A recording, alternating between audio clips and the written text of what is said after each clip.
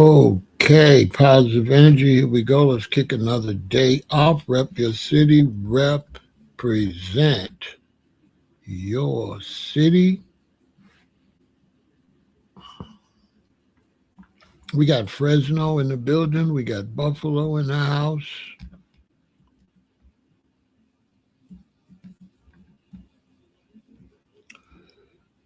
I am representing Chicago, Illinois. Everybody on Facebook, everybody on YouTube, everybody on Kick, everybody on Twitch.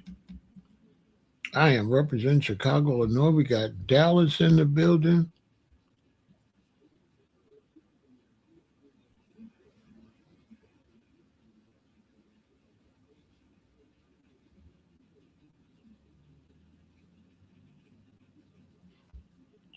You didn't know Chicago was this black. Yeah, Chicago's the number one black city in the United States. Don't get no blacker. I remember being young, listening to WVON, the Black Giant. Yeah, Chicago is the blackest city. Ebony Jet magazine all comes out of Chicago. Michelle Obama and Barack Obama come up out of Chicago. The first black president. We got Oakland in the building. Rep your city. Rep your city. Show some love to your city, whether it's big or small. Show some love to your city. And your city is the city you live in. We're going to be talking about that. If I was in LA, I would post Los Angeles. I wouldn't post Chicago. I'm from Chicago, but if I'm in Illinois, I'm going to represent LA. That's what I'm going to talk about. And I'm going to talk about not marking yourself out. I'm going to help some of you out there, especially brothers and sisters as immigrants. Listen to me. Stop identifying yourself, okay? Do not identify yourself in public. We're going to get to that. All you Jamaican brothers, take off them Jamaican shirts. Take it off. Stop walking around being a Jamaican. We're going to get into that. Stop. I'm telling you, stop identifying your place of origin. Okay? No matter what it is. I'm not going nowhere walking around with no Chicago shirt on. I'm not doing it. We're going to get into it. Those that are smart, listen. Do not mark yourself out. Don't mark yourself out. We're going to get into it. Black folks the only one to do that. We're going to talk about that. You don't see no Chinese dude with nothing on say China. You just know he Asian. You don't know if he Taiwanese, Japanese, Korean. You don't know. He not walking around with no shirt on say no damn China. The black man, the only fool do that. The black woman don't do that either. The black woman don't mark herself out. The only fool in the world that marks himself out is the black man. You'll never see a white man with a shirt on say Russia. Am I lying? Do you see white men with shirt on say Russia, Italy, France? No. Never. The only fool you see that marks himself out is the black man. He the only one. He the only one got a big old shirt say Jamaica. Jamaican colors on in somebody else's country. Totally disrespectful. Totally disrespectful. When I lived in LA, I didn't walk around with no Chicago shirt on. That's disrespectful. But I didn't walk around with no identification shirt on. Rastas walked around with red, gold, and green on it represent their love for Ethiopia. It did not represent they was from Ethiopia. That's the difference. That's the difference. When you see the red, gold, and green, it doesn't identify where they from. But when you walk around with that big Jamaican flag on, you slow. You slow. You are slow. Why do everybody need to know you from Jamaica? All we gonna say is F Jamaica, because you in Chicago, or you in LA, or you in Trinidad, or you in Ghana, and all we gonna say is F Jamaica. You know what I'm saying? Well, as you repping Jamaica around here, boy, this ain't Jamaica, boy. So don't mark yourself out. We're gonna get into it now. I am not in the diaspora wars, okay? I am not in the diaspora wars. Chicago weather is typical this time of year. Let me see, Chicago. I haven't been outside today. It's 80 degrees, beautiful, sunshiny. Yeah, it's beautiful, 80 degrees, perfect. Haven't been out yet. Probably be out after this live for a minute.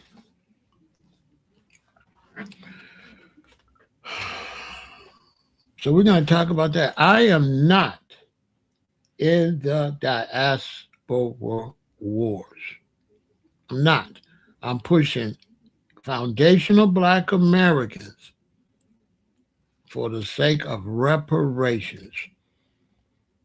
I'm trying to make sure that foundational Black Americans get the money that they cheated our ancestors out of during slavery. During slavery, something that I feel all Black people should be pushing. Same way if the Congolese wanted some type of reparation from the Belgians, I would be supporting it. Yes, y'all went down there, mistreated the people in the Congo, give them their money. I would support that. That would be right. You owe them. I don't have to be from the Congo to know that the people of the Congo deserve their reparation from the Belgians. What are we doing? Look how many Black people don't support our reparation, especially Rastas. Look how many Jamaican Rastas ain't saying nothing. And they represent, one world people, reggae for the world. And you don't see the bomber clot say nothing for our reparation. At the end of the day, they not even Rastas. They just Jamaicans. I thought y'all was Rasta. Y'all just Jamaicans. Y'all ain't even no Rastas. I know as a young Rasta, man, we was standing on everybody that got did wrong. We was standing on free Nelson Mandela. We was standing on South Africa, stop discriminating. We was standing on everything.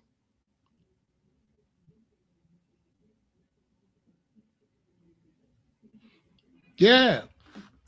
As a young Rasta man, young Kemetic Rasta, because I wasn't the Ethiopian Rasta. I was the Egyptian Rasta. As a young Kemetic Egyptian Rasta that I still am, we were standing on. If you got mistreated, we were standing on it. I didn't care where you was at. We were standing on everything. George Jackson, Soledad, Brother George. We were standing for the prisoners, George Jackson. we were standing up for Soledad prison. Ask somebody who knows still post George Jackson. George Jackson, Soledad, Brother George. George Jackson, Soledad, Brother George. We were standing on everything. Global.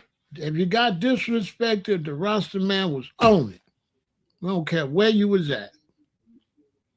I don't do that no more. You would think the whole world would be standing for reparations for Black Americans the way we stood up for Winnie Mandela. We stood up for all these niggas. All these niggas did us dirty. All these Black brothers They don't care nothing about us. It's disheartening. All these black people run to America every time they need $1, right? And all that. You know what I'm saying? And look at them now. They don't stand up for us at all. But up here eating, walk around smiling and grinning and eating. You hear from Nigeria eating, but you ain't stand up for reparations. You hear from Haiti eating. You hear from Jamaica eating off our plate like that. But now when it's time for us, you ain't got nothing to say, but you walking around here. We don't even bother you. We let you walk around. That's a fact too. We let you walk around here with a capital let. You don't even stand up for us.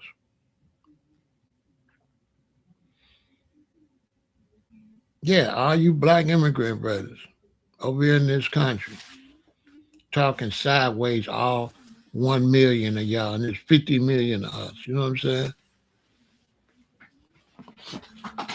Now you want me to stand up for the Haitians. Bye. I hope they throw you all out. You ain't standing up for us. Show me where some Haitians spoke up for our reparations. Bye.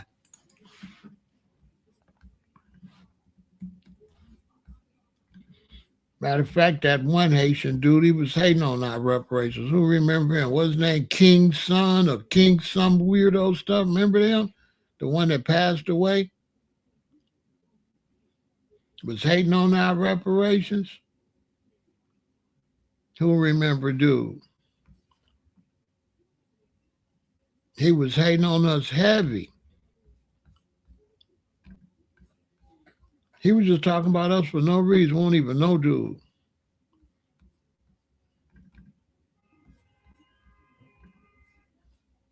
Y'all remember that dude? That was hating on black Americans and then passed away? Why he was hating on us like that?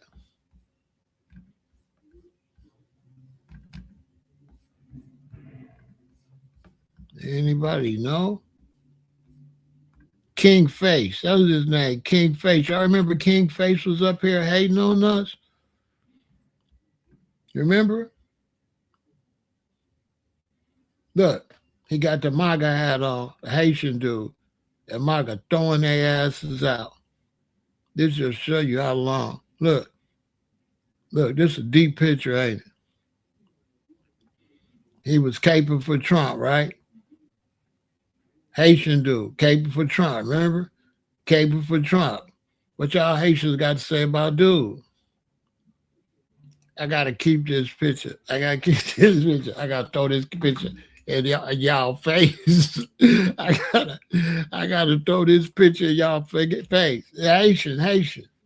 He was caping for Trump, disrespecting foundational black Americans, then passed away from cancer or something. Trolling us. You know what I'm saying? I don't be pushing violence and nothing, but I was trying to catch him outside, though. I was trying to see if he really standing on that like that. And I want to catch him in Chicago, see what he really standing on that like that. I wasn't going to be violent or nothing. I just want to do a face-to-face, see if he really standing on all that stuff he talking. Me and a couple of guys just wanted to talk to him, see what he really, boy, you ain't even like that. You was sick anyway. Should have been taking care of his health instead of minding our business. But yeah, this was the Haitian dude hating on black Americans, talking real greasy and pushing Trump. And now Trump throwing all his people out. You know what I'm saying?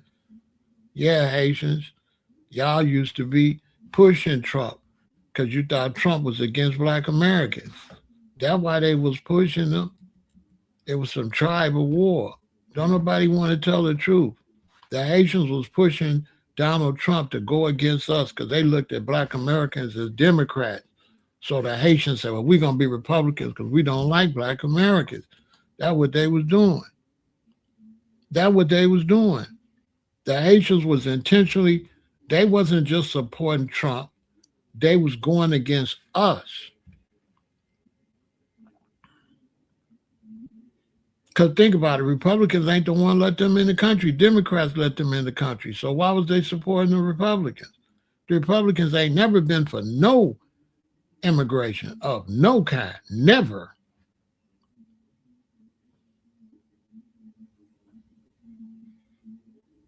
Ronald Reagan and them was like, we don't want them Mexicans up here.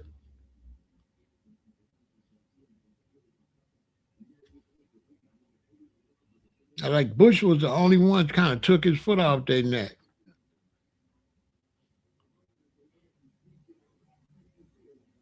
Young Bush, not Daddy Bush. Daddy Bush, he wasn't going. You know what I'm saying? He wasn't going. You know what I'm saying? Yeah, this is the Haitians. That's your boy. That's your Haitian boy. You know, the Haitians been selling out and cooning and stuff, but we'll talk about that later. They been ain't on nothing. Now they all on the internet running their mouth and stuff. But I ain't for hating on them, so that's what I'm talking about. But what I'm trying to tell y'all is stop marking yourself out. Stop marking yourself out. What do I mean by stop marking yourself out? Black man, listen to you. Stop identifying where you from. Stop marking yourself out. I said, let me help out today.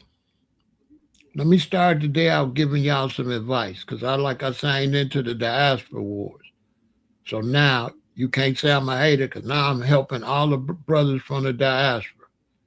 Listen, black man in the diaspora, stop marking yourself out. Stop, okay? Stop identifying where you from.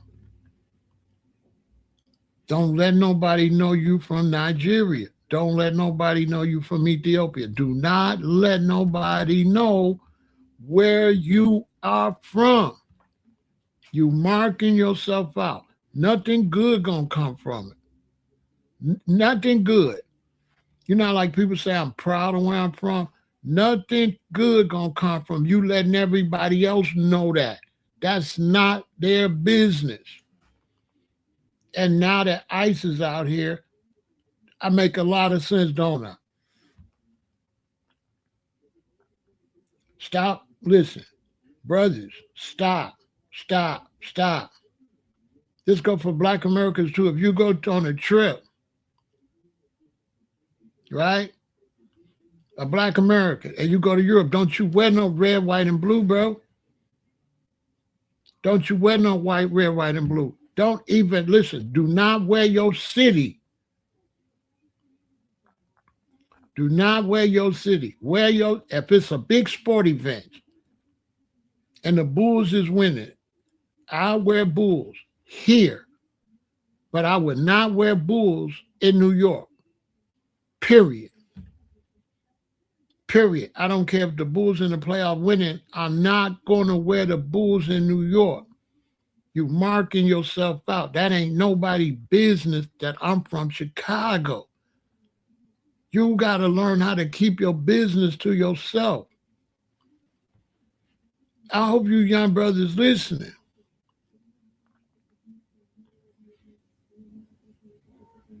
When I lived in LA, when I lived in Hawaii, I did not wear no Chicago, nothing, bruh.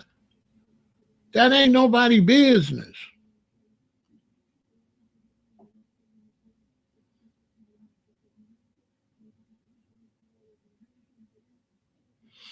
I would agree with immigrants that feel like if they stand for us out openly, they'll get deported. I understand that. I understand that part. But how you gonna get deported from Jamaica and you in Jamaica? So you can't stand for me in Jamaica, right? You can't stand for me in Jamaica. No, this ain't war. This is reparations. No, you're You're damaging the FBA. You're damaging. You're damaging. You're into it for the beef. You're not into it for the reparations. See, people like you, we wanna flush you out of the fight for reparations.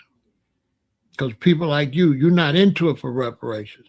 You into it for the clown stuff, for the beefing. FBA is for reparations. That you misusing it right now, and that's supposed to be a capital B and a capital A. So you bootleg anyway. What's up with the small B and the small A? So you so busy trying to uh, uh, internet beef that you ain't even represent FBA correctly. It ain't no small B and no small A, bro. What is you doing? Bro, it go like this, but you so busy hating, okay, that you ain't even represent. Why? Because you is people like you, bro. People like you is phony. You are not fighting for reparations. If we was just pushing for reparations, you wouldn't even be here. You only here for the humbug and the beef. We want you out of this reparations movement. We don't want you representing FBA like that. Because our lineage is for our reparations, and you ain't for no reparations. When it's time to stand on reparations, you ain't gonna be there anyway. You on some busters, you on some custard for the Crips. You ain't standing on nothing. He in it for the beef. A lot of y'all watching this, a lot of these people hollering FBA, they not really standing on the real principles of delineation and what FBA is delineating to prove that we the ones owe reparations. They not on that. You see what he said? War against everybody. And he ain't even war ready. He ain't no warrior. Ain't no warrior doing no typing.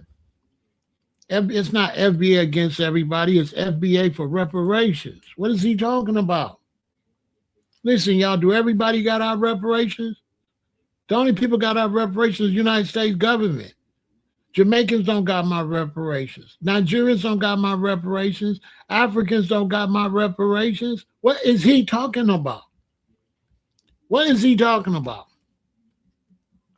What is he talking about? What is he talking about?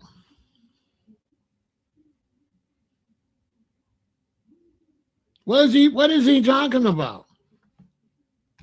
What is he talking about? See, this was when I've been telling y'all. People had took FBA. They're just over for the nonsense. They're not real soldiers. Foundational Black American identifies the people that's owed reparation. Foundational, the ones that was here. You can't get reparations if you're not here. So the identity of foundational Black American identifies that you are the one here doing slavery. So when people come and say, well, you say you an Egyptian. Ancient Egyptian is me before slavery. But if I was an ancient Egyptian bloodline and my parents was brought into slavery and did free work, I still owe reparations. If you was a Moor and your family go back to the Moors, but if your ancestors was picking cotton for free, they still owe you a bag. Am I right?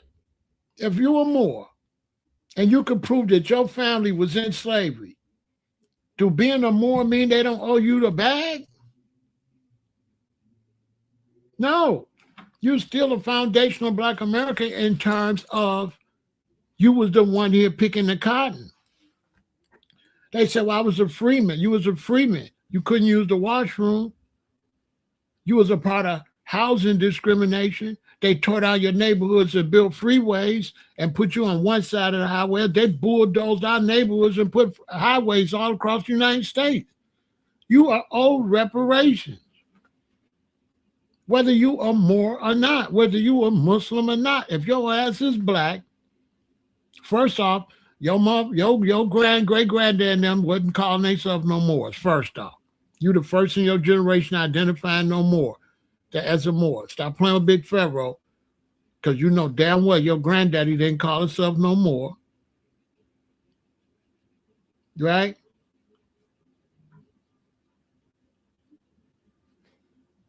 Your grandmama didn't call herself no more. You start calling yourself a Moor. You seen some history and say, I'm a Moor. Your grandmama, your granddaddy, your mom and your daddy, they was not identifying as no Moors.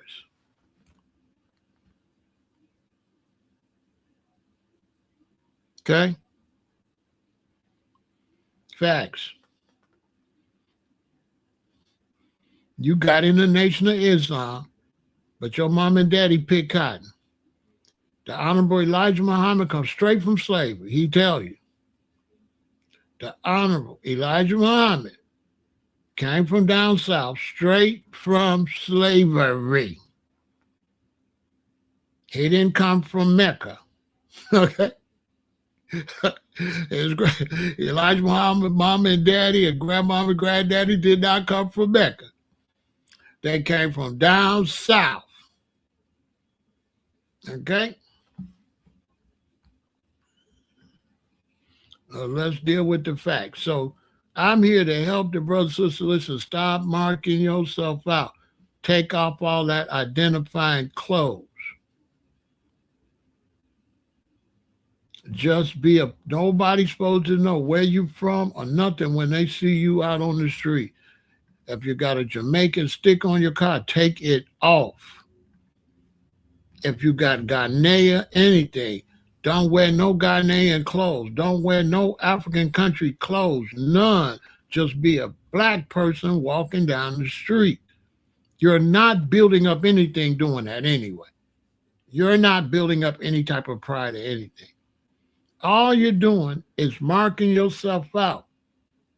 All you're doing is letting a bunch of people that don't know you know too much. If I'm here and I'm from Nigeria, I don't want y'all to know I'm from no, and that ain't none of your business. I only want the people that I'm close to know I'm from Nigeria. I don't want to walk down the street and everybody know I'm from Nigeria. Am I making any sense? I do not want to walk down the street and have given people information that's too much information for strangers. That's too much. Am I making any sense? You're not pushing pride. You're telling your business.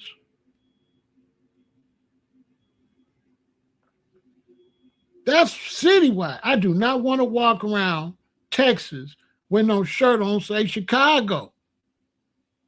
Am I lying? I don't want to walk around Texas with no shirt, say Chicago. That's too much information. I don't even know all these cars, all these people passing me. Who is these people that's able to see I'm from Chicago? And it's not about blending in. I'm not telling you to blend in. I'm telling you don't stand your ass out. That's two different things. I'm not telling you to blend in. I'm telling you don't stand out. Those two different things. You ain't trying to blend in. If I go to the store, I ain't trying to blend in. I'm trying to go to the store. I'm telling you don't stand out. You got to say it right. No, I'm not saying blend in. I'm saying don't stand out. You got to say it the right way. No, blending in mean like hiding. Well, I ain't saying hide. I'm saying stop flagging everybody, telling everybody your business.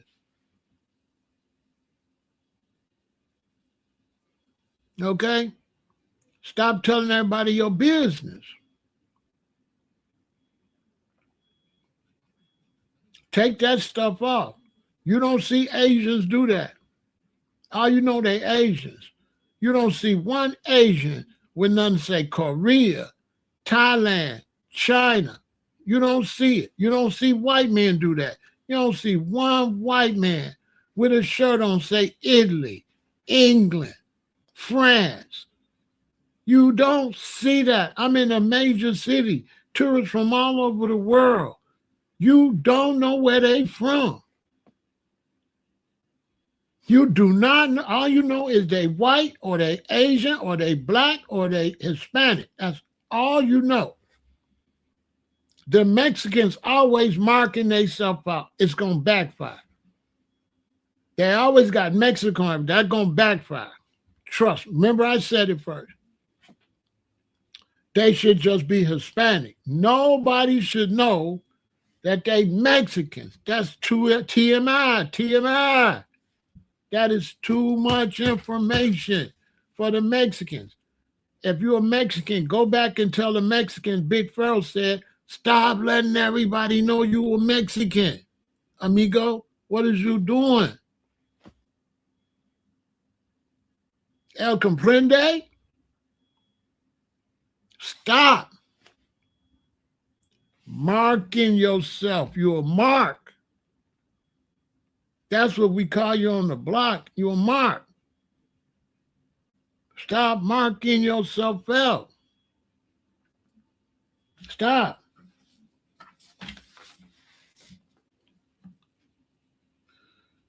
Do you move to another country to brag about your country? Let us make some sense. Should I move to another country to brag about the United States? Do that make any sense? Do that make any sense for me to leave Jamaica, come to the United States, and brag about Jamaica? You telling me you don't look like a fool? Because everybody going to say what? Well, take your ass to Jamaica. If Jamaica's so great, why is you in Chicago? If Jamaica's so great, why is you in Ghana? Why is you in Ghana? You look stupid. Basically. The only time you should have something like that on, maybe if it's a soccer game, yeah. It's a soccer game, yeah. Go Spain. Perfect. Everybody can understand. You might be going for Spain. You might not even be from Spain. So we can't mark you out. You ain't marked out. Sports. You might got on Dallas Cowboys, but you might be from Detroit. We don't know.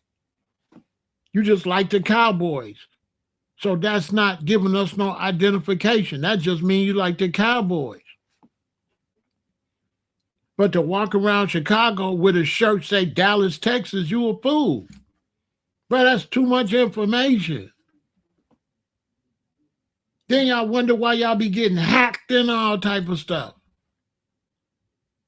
Because you got too much stuff, too much identifying items, too many leads to your identification. When you're walking around the world, it ain't nobody business. And guess what? Guess who don't do that though? This was crazy. Guess who never marked themselves out? Women. Am I lying? Women never mark themselves out. Y'all ever notice that? Y'all ever notice? Women never mark themselves out. They just be trying to look cute. Am I lying? Women don't never mark themselves out. You ain't gonna never see no woman from no country wear nothing that say her country because it ain't cute. She's just trying to be cute. Women never do that. Never.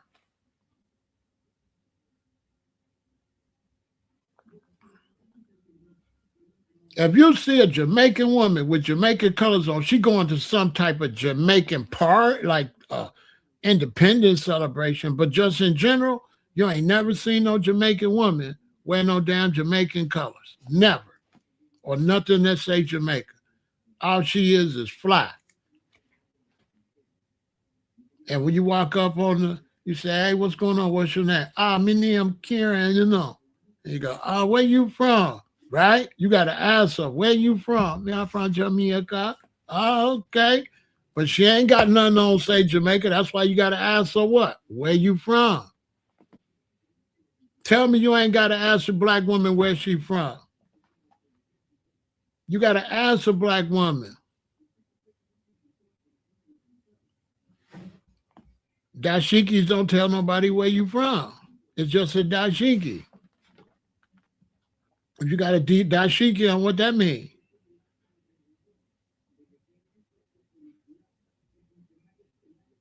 But I wouldn't wear no African clothes. I wouldn't wear no African clothes once I left Africa. Mm-mm.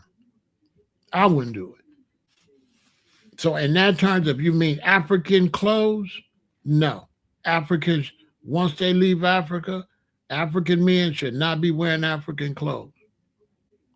They marking themselves out. Everybody don't need to know you're African, bro. You could be from Brazil or anywhere. It's a thin line between pride and telling your business. See what I'm saying? I understand you like, no, I'm proud, right? But what do being proud got to do with telling strangers your business? At the end of the day, everybody that passed you don't need to know you are African. Like I said before, my brethren from Trinidad, they would never tell nobody where they from. They didn't wear nothing say Trinidad.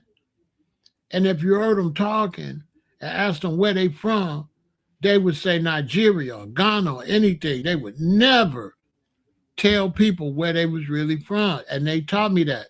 They said, Ramesses, never let nobody know where y'all from. I learned that from some Trinidadians. They said, never let nobody know where you're from. And if they confront you and ask you, tell them a lie, man. Don't tell them the truth. If you from this way, tell them you live over there. So that's what they told me. They said, Ramesses, if you live this way and they ask you where you're from, you tell them that way. You don't point out where you're really from, man. None of their business, aya. None of their business, man. They must mind them on. They must mind them a business. But me not tell no man where me are from. But me not do that. You know what I'm saying? So, shout out to Cash by I Roots. Oh my soul. They would never tell. I said, why you tell them you from Africa? It was funny though. They thought it was hilarious.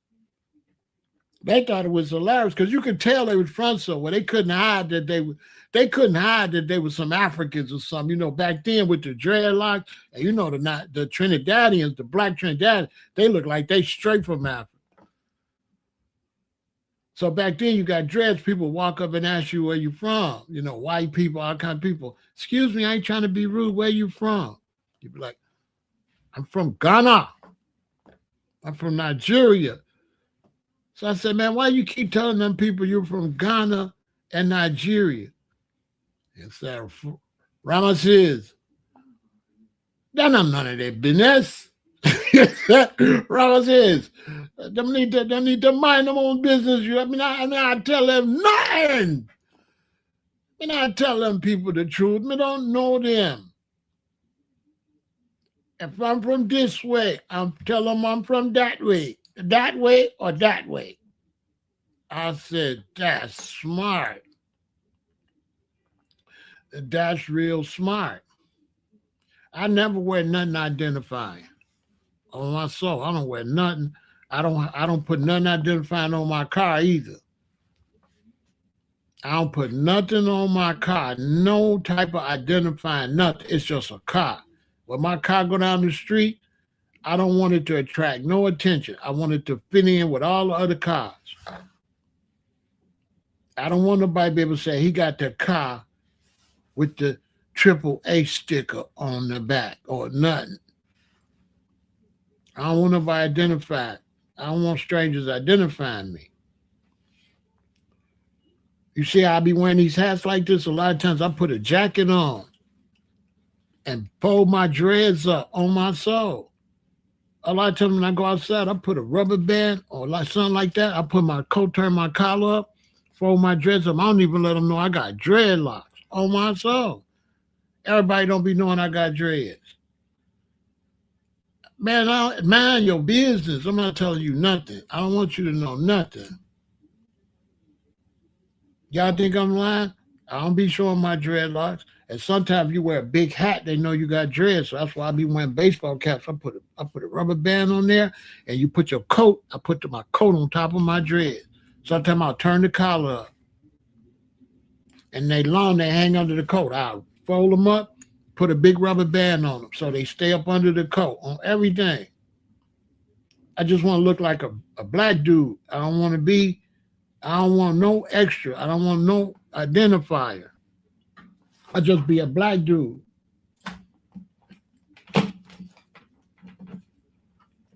You know I ain't lying.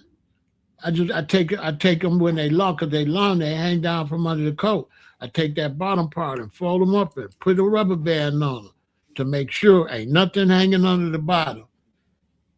Mind your business. You don't need to know all that. I just want to walk down the street and just mind and just be me. I don't want everybody know nothing. That's why I got so many baseball caps and different type of caps. Now sometimes I wear the apple cap, but they can't tell where I'm from because everybody got dreads now. And then a lot of people don't know the apple cap got dreads in it. They just think it's a cap. But preferably, I don't like nobody know nothing. You know what I'm saying? Including the lady. If you see these dreads, you're finna see this bed. You know what I'm saying? You want to know a whole bunch? You're going to have to bust it down. You're going to have to bust it down. I want to see some shit too, baby. You know what I'm saying? If we see his shit, let me see your stuff. You know what I'm saying? I'm just saying, let me lick you up and down till you say stop. Let me play with your body, baby. You know what I'm saying? You want to know a whole bunch? All right, I want to know a whole bunch too. I want to get freaking with you. I'm saying that, mind your business, man. Or like my kids used to say, mind your beeswax. You know, I got daughters. My daughters used to drop that hard when they was little. Mind your beeswax. Yeah, mind your business. Right? So I'm trying to tell y'all, stop marking yourself out. And now with ICE running all around, all my brothers and sisters that's immigrants and from otherwhere, man, work on that accent. Start trying not to talk with that accent. I ain't saying being scared. I didn't say be scared. I'm just saying make people mind their damn business. You understand? They don't need to know you no immigrant or nothing. Practice speaking so you sound like a black American. I ain't saying be ashamed. I'm saying make people mind their business. That's not like being ashamed. I ain't none of their business. That's not their business. And ICE is proving what I'm saying. It's proving it. People gonna have to stop giving out too much information. All that pride where you from, that's whack, that's trash. Stop letting everybody know you. Stop bragging where you from. Because guess what? It ain't where you from. It's where you at. You in Hawaii, boy. When in Hawaii, do as the Hawaiians. When I was in Hawaii, y'all think I gave a damn about Chicago? Y'all think I was trying to identify as Chicago? I'm way in Hawaii. I ain't trying to identify no Chicago. That ain't stupid for me to be in Hawaii, identifying Chicago this, Chicago that. That's what I hated about New Yorkers. When I was in LA, dude, way out here from New York and LA, talking about New York. You sound crazy, bruh. You're marking yourself out. I ain't lying. I ain't really telling I ain't walk around with no Chicago shit on. As a matter of fact, I didn't even cheer for Chicago teams when I was in LA. When I was in LA, it's go Lakers. When I would watch the Lakers play the Bulls, I would just be neutral. Whoever win. I ain't lying. I would just be neutral because I can't cheer against Chicago, but I ain't cheering for them either because I live in LA, right? Now people say, well, Farrell, you from Chicago. Why wouldn't you cheer for your home team? Because I live in LA and I'm a hustler. I get money. I've been getting money. So if the Lakers go to the finals, if the Lakers go to the playoff, I'm finna make money. I got them Lakers shirts. Shout out to the brothers, okay? Shout out to the brothers with the bootleg factory. I got the Lakers shirt. I go to my man over there, where he used to be. I don't know if he's still there, so I won't give the location. Pull up, go in there.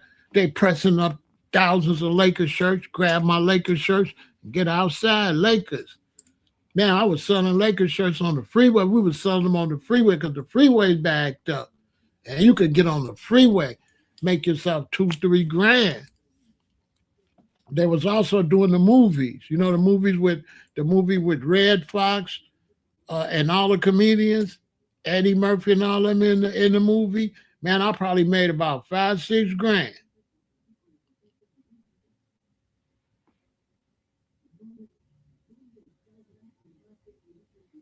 I'm talking to third worlders,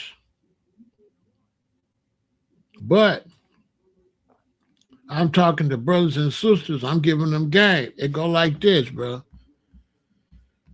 It go like this. Let's say somebody said they're not gonna listen to you. I'm glad you brought that up. Say somebody said, Pharaoh, they're not gonna listen to you. Let me tell you, like your parents would tell you, hey, you can't say nobody didn't tell you.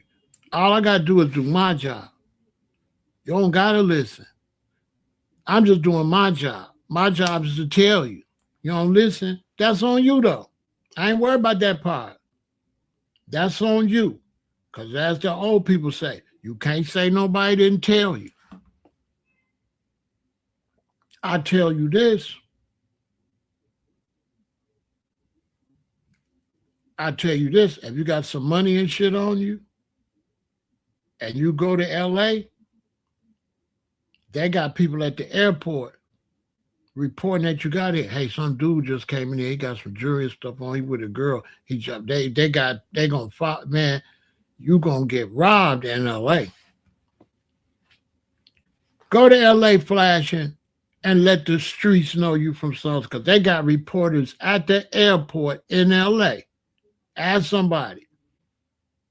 They got spotters in LA at the airport to spot tourists when you come, especially if it look like you got some jewelry, some watches, anything. And they following you from when you leave the airport. Here come dude now. He just got in a blue Uber. The car up there, the other car up there, waiting for the blue Uber. License plate start with a V9. Ask somebody. Boom, you pass. You go to your hotel, check in. Your girl put on her jewelry and stuff. You go to dinner. As soon as you order your dinner and sit down, hey, run in there. Give me all this shit. LA. Ask somebody. Ask somebody what happened to tourists in LA. What happened to the rapper boy? How they knew the rapper boy was there? PNB Rock. How you think they knew he was there? Man, listen. Don't mark yourself out. I'm telling you. Don't mark yourself out. I'm telling you. Listen to me. It's 2026 going on 2027. Don't let nobody know nothing. Do not let no. All my brothers from Africa, stop looking like you from Africa. Stop looking like you from Africa. Stop marking yourself out. Look normal.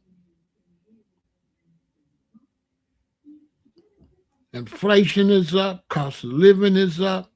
Robbery, carjacking, and kidnapping is up. Facts. They thirsty out here. It's super, super thirsty. The criminals is thirsty, and the police is thirsty. You go to Africa, as soon as you get in your car, the police gonna pull you over, shake you down. Ask somebody. Ask somebody what happens as soon as you get to Ghana. Soon as you get to Ghana, get in your car, the police gonna pull you over. Oh, you're driving a little fast. You're gonna have to slip him some money. One brother over there, he went over there with his mother. The mother went over there and took her 20-some-year-old son. And the mother kept telling him, I don't know why you keep driving around out there. They keep shaking you down. And you know, he told his mother, Mom, I take money out there to get the police. For our son, he liked to go party. He took shakedown money with him. They notorious in Ghana, Nigeria, and them West African countries on the shakedown. They pulling you over, they taking your money. So you ain't, the more money you look like you got, guess what? The more money they're going to take. We come into the area where all that's over with. We come into the era where I remember I got to the point I couldn't wear none of my diamonds. I couldn't wear none of my jewelry or nothing. Because it was putting me and my wife in danger. Big old earrings, watches, gold rings. It was, you know what I'm saying? It was putting me in danger. Even now, if I wear my jewelry, my expensive jewelry, I got to make sure I have something to button up so I don't show it until I get to the location. So I got to have some type of jacket where I can put over top of my jewelry a sweater and button it up so you can't see the jewelry. And I got to kind of hide my hands or be real careful until I get to where the event is at, where they got the proper security. But I can't go out there with all that shit on my neck and all that. I if you think I'm lying, this is cheap. This is silver. Right now, if I end this line and I gotta go to the store, I'm taking this off. And this is silver. But you gotta understand, criminals ain't smart. There's a fool that'll think this is white gold. On my soul, I could get unalive for this silver. For real. Because if I attract attention of a dummy, I'm out of here. Oh man, dude got all that jewelry on us, right? He ain't the smartest bulb in the lamp. I don't wear this earring or nothing. If I go to the store, I take the earring out, and this is not even worth nothing. Boy, I do not go outside with this because I don't want no attention. None. No attention. I don't even want you looking at me to find out it ain't gold. I don't want no attention. If you want to survive 2026, 2027, 2028, 2029, 2030, you better not mark yourself out. Now, for y'all that be all in other countries talking about where you from, you know what it means? Too much home pride is a sign of feeling inferior. So when I see you and you just going crazy because you are Nigerian, or you just going crazy because you from somewhere, I know where you from sucks. That's exactly what you're telling me. Where you from sucks. Because why you overhyping it? Like, what we doing?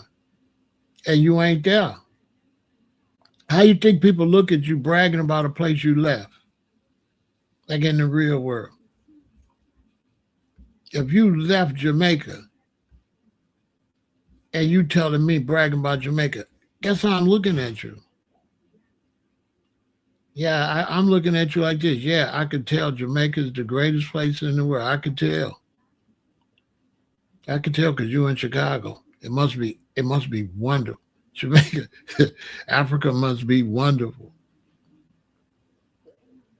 It's so wonderful you couldn't take it no more. It was just too wonderful. You had to come to Chicago. Now you look like a fool.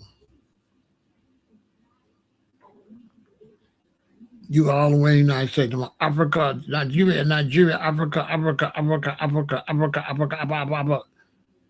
You all in America. Jamaica, Jamaica, Jamaica, Jamaica, Jamaica, Jamaica, Jamaica, Jamaica, Jamaica, Jamaica. You in Chicago. Jamaica, man. Jamaican, man. Jamaica is this and Jamaica is that. And Jamaica this.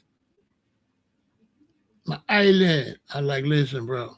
Right now, you're on Stony Island. You understand, nigga? You do know you're on Stony Island, right? Bro, you're on 87 and Stony Island. You know what I'm saying? You know what I'm saying? You know what I mean? Okay. And I don't believe nothing you saying about Jamaica. From the looks of it, Jamaica sucks. Or you would be in Jamaica. Make it make some sense. How is Jamaica so great and you on 87 Stony? Well, I'm confused. So you left the greatest place in the world to come to Chicago. Okay, I guess.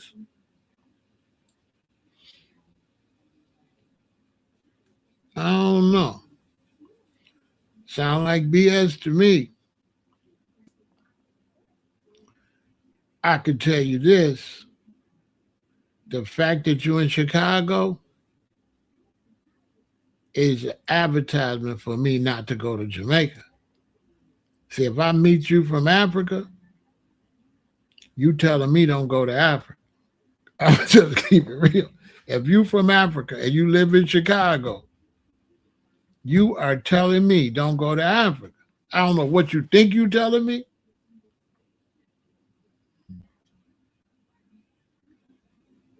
Ain't nobody even talking about no blood. Well, look, it's no bloodshed. What about the kid? What is he talking about? I don't even know what you're talking about, bro.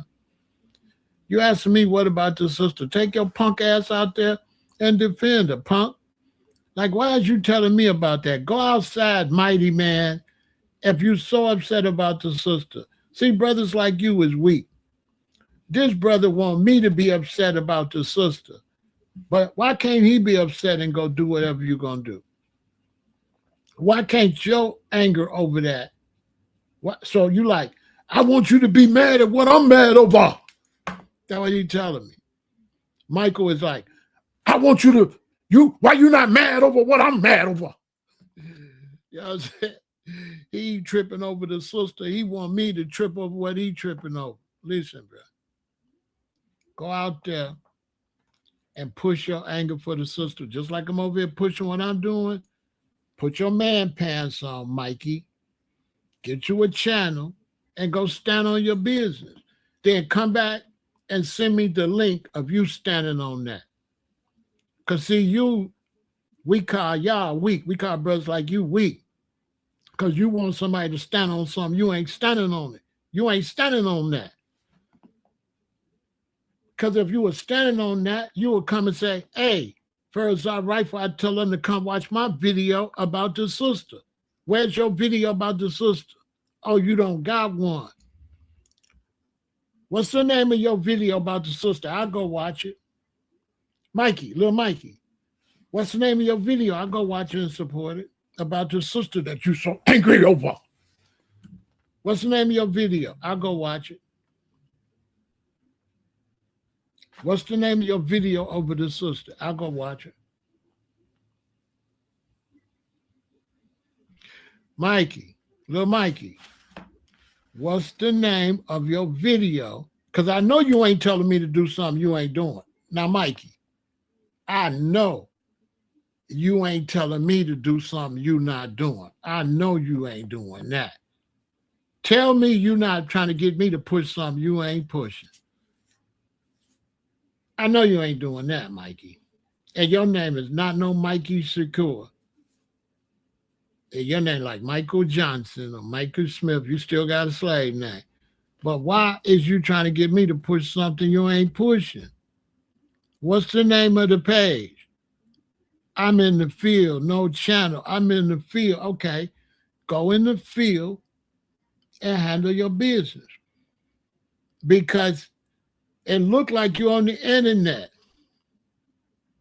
It looked like you on the internet. Don't look like you in the field. It looked like you're on the internet. But anyway, you got to do all that stuff face to face. I don't really deal with weirdos, okay? Bye. You know what I'm saying? He ain't in the field nowhere. He at his mama house using her internet. Boy, you at your mommy house using her internet. Stop. I'm in the field. He in the field. I'm in the field right now. he on his phone in the field. Right? You can't make this up. He on his phone. He on his phone. He on YouTube, right? Boy, you can't make this up. He on YouTube, right? I said, why you don't go do something? He on YouTube watching me. He typing, I'm in the field right now. boy, if you don't stop, boy, oh my God, you can't make this shit up. That boy like this. I'm in the field right now, though, seeing. I am a real, I missed the A, real revolutionary. Wait,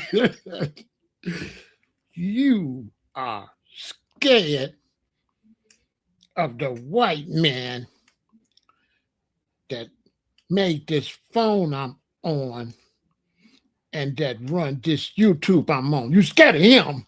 You know what I'm saying? He said, I'm scared of the white man that made his phone, that got his electricity on, and that got the YouTube on. He said, I'm scared of him. You cannot make this up. He on YouTube talking about somebody scared of the white man. Ooh, wait. He went to the European and bought the phone. I want to get a new iPhone. Oh, okay. What you need it for communication? No, I needed to talk about y'all. I need an iPhone so I can troll black people and tell them to talk about you. And then outside, I can't even say that go outside, Mikey. No, really, I walk away, get in my car. But Mikey, first day in the county jail, you in the corner shaking. You not built like that, bro. Stick to typing and tweeting, okay? You're not gonna do nothing, Mikey. He think he helping her. I'm out here in the field helping that sister sin. Why you ain't typing about her like I am? Bro, I'm not finna talk about no sister got hung because it ain't nothing to say. She got hung. That's it. That's not a good conversation. That's not going to do nothing. Everybody's already reporting it. I'm not re-reporting something.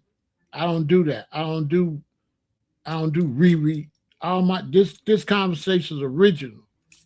I don't go get popular news that everybody's seen already and send it. Everybody know I don't do that. Once the story's popular and out there, it's already out there. Let the other content creators do what they do. I'm not doing no copycat stories. And I'm not posting about everybody that's been unalived and all that. Because, Mikey, people like you ain't going to do nothing anyway. What you want me to tell you about that for? You not going to do nothing. You ain't outside like that. You ain't even outside on the block. Like, bro, you ain't even going to come to Chicago or nothing. So I could talk about her all day, bro. You're not going to bust a grape, okay? So that's why I'm not saying nothing. Because black folks ain't going to do nothing. Black folks don't know who did it. Who did it? So what we gonna get hyped up about a murder and we don't know who did it? Just like fake anger, fake rage, bruh. I ain't doing no fake rage.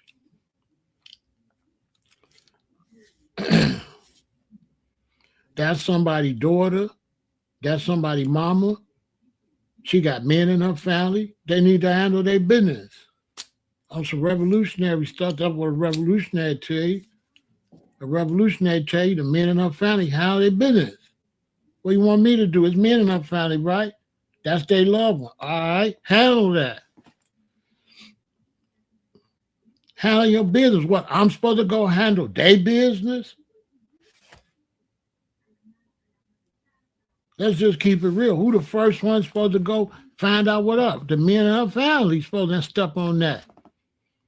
If they could disrespect people and the men in their family don't do nothing, they're going to keep on doing it. You want strangers to go stand up for other people's relatives? No, that's not happening. If it's my daughter, I bet you ain't on the internet asking y'all for no help. If it's my daughter, my internet going black. They're like, man, Pharaoh ain't been on the internet in a while. Yeah. If it's mine, internet going black. I'm not, you know what I'm saying? And just you read between lines. But don't be telling me to stand up for no other men's situations. But I'm not getting hyped up for nothing. I'm not doing that. That fake rage. I'm not doing no fake rage over here. Y'all black people, we can't let them do this to us. I'm not doing that, bro. I don't do that kind of content. No. I don't do fake revolutionary hype.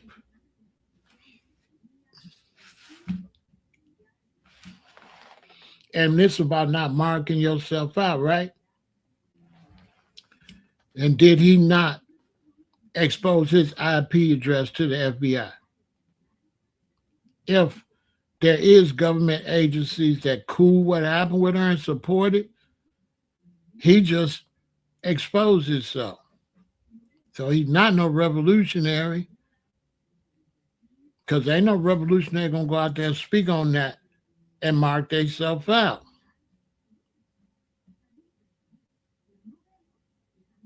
With all that, you want to disrespect white men and all that.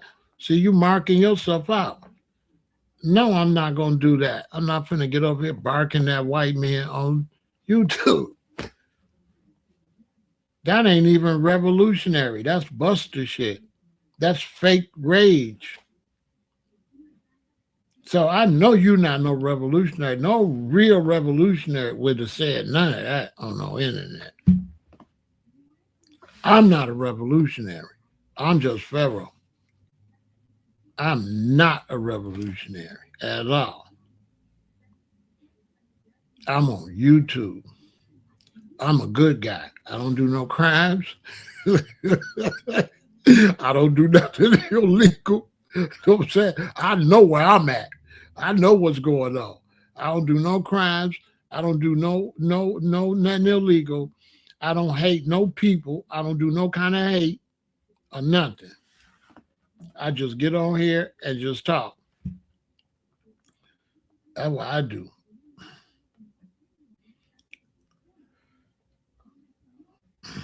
On YouTube. Yeah, on YouTube. I don't do nothing like that. I don't know. The authorities will look into it. You know what I'm saying? You know what I'm saying? That's the job for the authorities. Yeah, on YouTube. One thing we don't do, we don't send off, we don't get up, we don't anger brothers out there and send them out there on a crash dummy mission. You'll never see me do that. You'll never see me get up here and race bait, right? Because that's what he want me to do, race bait. That's race bait. Because this punk ass ain't going to do nothing, okay? That boy a punk. You know what I'm saying? That boy not going to do nothing. He a typist. That's all he going to do. I'm not finna do no race baiting and some young brother listen to me and go crash out. Nah. I ain't even do that as a young general. I ain't I ain't do that as a young general.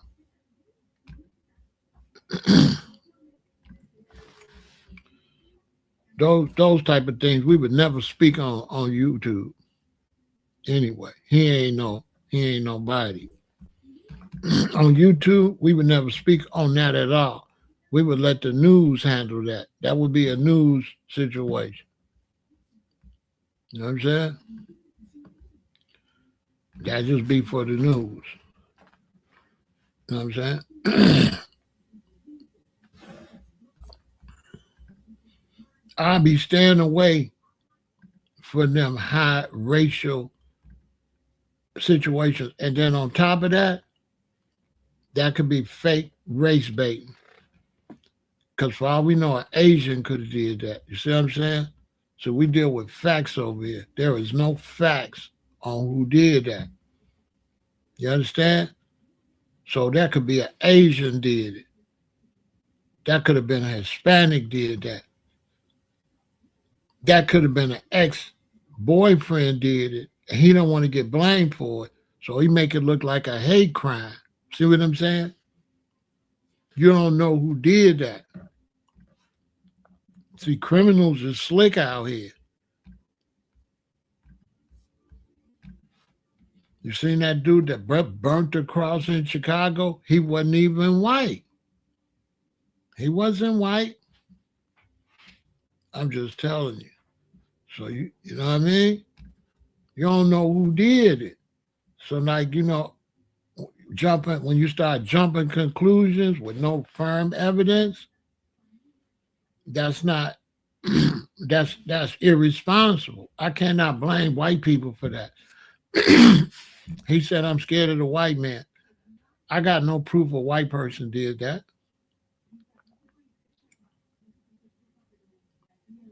I ain't got no proof. I don't have no proof who did that. None. And we don't move without facts like that. We don't move. We don't do no guessing. On top of that, Michael could be COINTELPRO. Michael could be the feds, could be COINTELPRO trolling around, trying to send people off so the feds follow the people. See what I'm saying? He could be a fed. See, back in the old revolutionary days, they would want to real revolutionaries would want to holler at Michael. He would be a suspect. You know what I'm saying? See, that boy don't know nothing about no real revolutionary type of stuff. For him to get on the internet like that with some type of incriminating, trying to get people upset and incriminate people on social media, from my revolutionary concepts when I used to be, he the police. Yeah, Michael is the police. You came on here with all that in front of, you know what I'm saying? I'm just telling y'all, I ain't active like that no more. I ain't really, but for real revolutionaries, Michael would be the police. For real. They would say, dude, the police. He mighty comfortable saying all of that. You know what I'm saying? But you mighty comfortable. You a mighty comfortable revolutionary all on YouTube.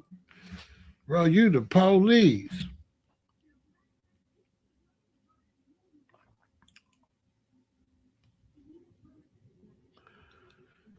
On my soul, he the police.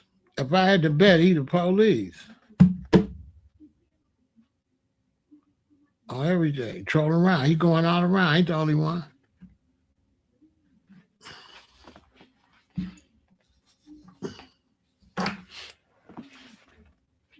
Yeah, he in my world, he the police. I keep trying to tell them. They don't be listening to me, y'all. I keep telling them I'm Big Pharaoh. I'm not Little Pharaoh. I keep telling them I'm Big Pharaoh. When you holler at me, you gotta give me your name, rank, and serial number, sergeant. This is the big, this is the big league. This is the big, okay. This the big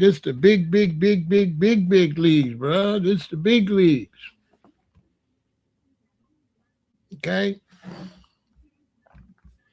I've been watching this since I was 10. It was 1968. I was 10. Know what I'm saying? I seen the whole 60s play.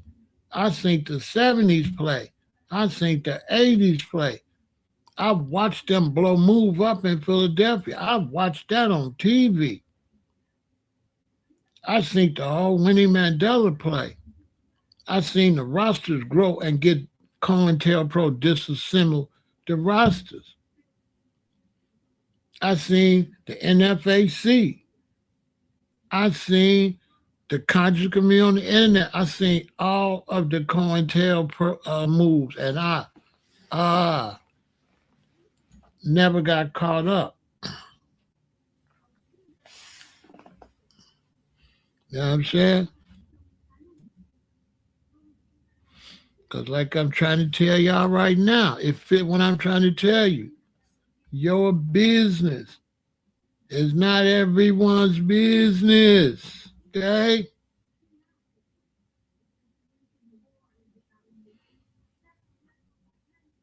Get off the internet with all of that. If you just want to push a story or whatever, but all that racial stuff, I don't do racial. Once you start talking about white people like that, to me, you're the police. Because I don't be over here bringing up white people like that. I don't use terms like these white folks now. I don't do that type of racial content. I don't do that. I don't do that type of stuff. I don't do no race baiting. You know what I'm saying? I don't jump no conclusions. I don't do no assumptions of nobody that got unalive. I don't do no assumptions. I don't jump no conclusions. I have to be a responsible content creator. As a content creator in Chicago, we call them send-offs. He want me to be a send-off and send y'all off.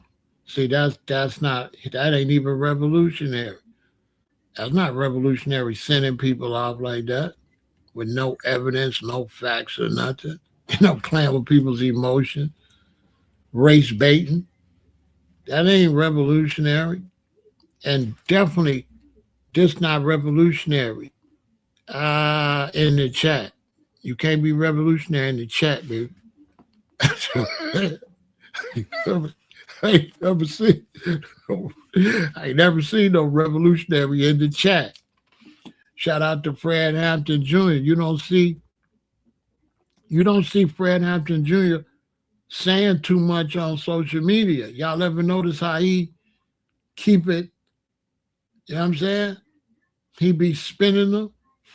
Chairman Fred, don't be all out there like that. I learned from the best, boy. This shit right.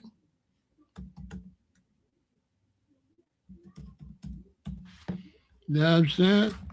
I'm here with the best, boy. Stop playing with Big Pharaoh. You know what I'm saying? I'm here with the best. You know? People be disappointed at me if I went for that. You know what I'm saying? Boy, you know how we doing in Chicago?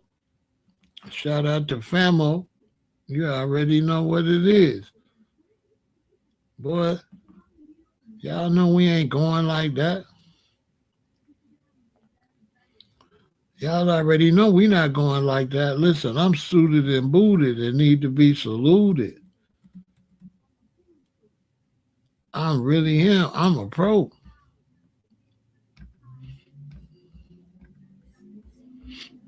Uh-uh. I said, uh-uh. I don't know. I've been seeing a lot of those situations. I don't be speaking on that type of situation. Those type of situations, all you do is report. Y'all heard this happen. That's it. But as far as the going into any type of other conversations on social media, that's a violation. Ain't no need of me reporting it. Everybody know already. So there really ain't nothing else to say after that. All you're gonna do is incriminate. What you gonna do? Incriminate yourself? Mark yourself out? You know what I'm saying? That's what I'm over here to tell you. Don't mark yourself out. Dude want me to mark myself out because he marking himself out. This whole conversation is about not marking yourself out on this internet. That's what this conversation is about. This internet will ruin y'all life.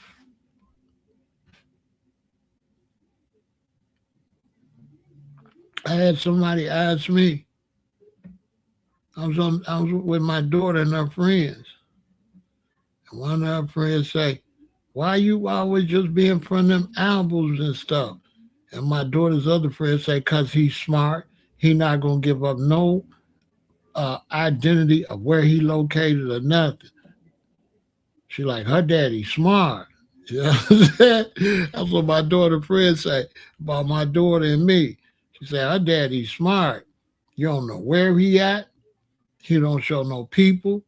He don't show nothing, got no address on nothing. He don't show no paper or nothing. He don't show a bill or nothing. You don't know where the hell he at.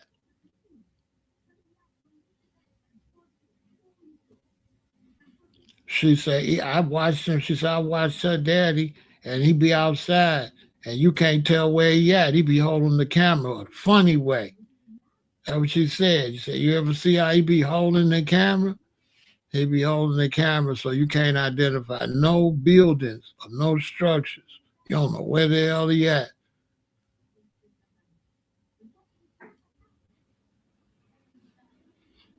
Straight up. Y'all people, man, this internet will ruin your life. Stop marking yourself out. And I want to come over and really talk to the brothers and sisters from other countries. With ICE out here like that and the way things is looking, stop saying where you from, brothers. All you brothers from Africa, all you brothers from the Caribbean, all you brothers from Haiti, all y'all Haitians, stop complaining on the internet about the Haitian situation. You just giving ICE more people to grab. I'm trying to tell y'all.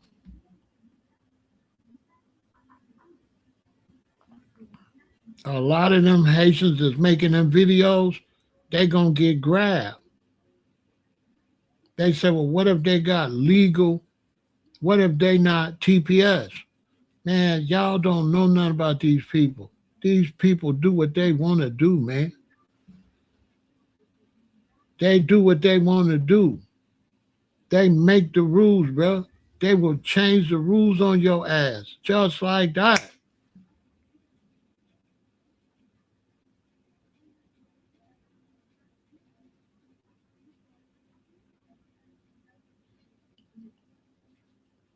Just like that. They will change the rules and deport them people.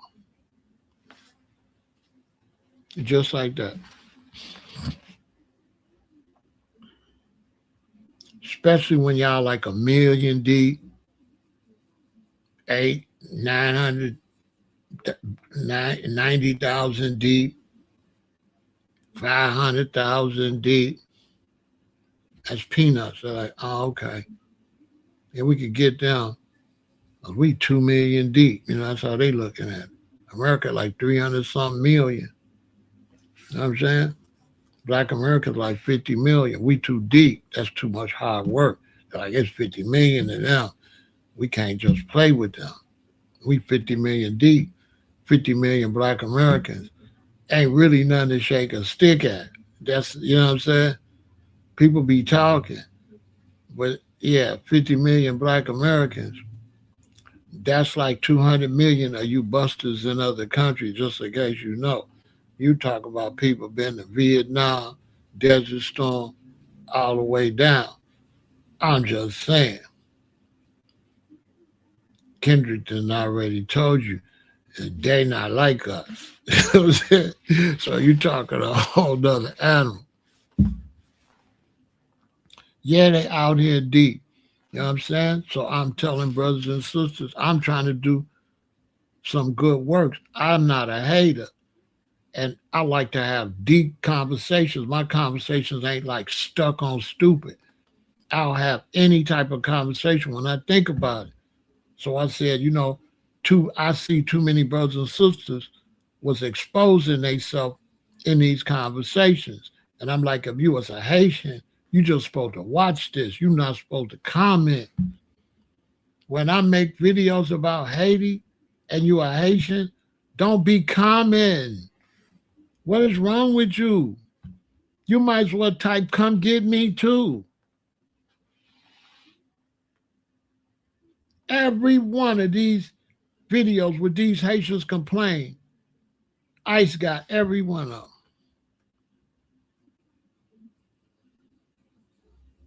them. They identifying every Haitian on every YouTube video.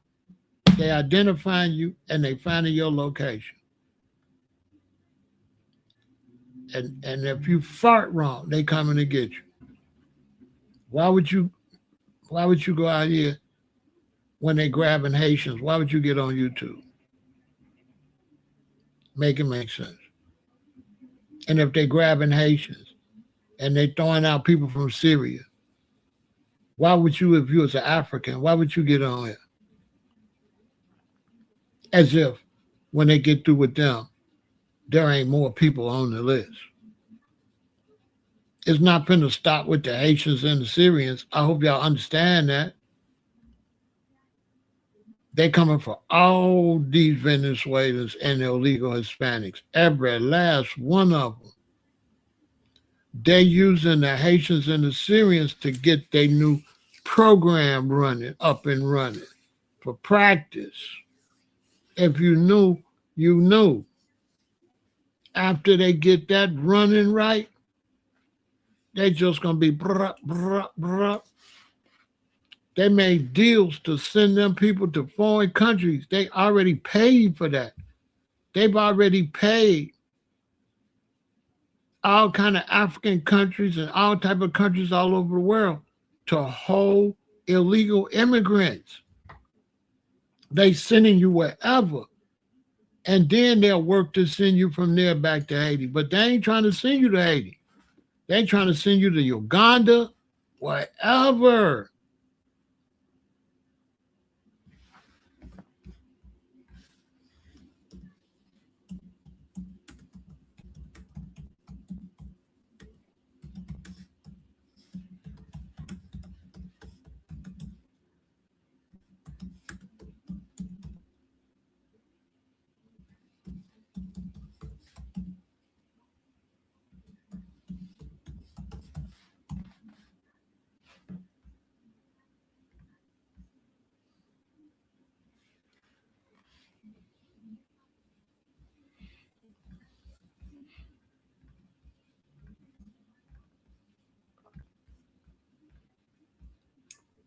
The United States have actively negotiated third country removal agreements and safe third country agreements, STCAs, with over 30 countries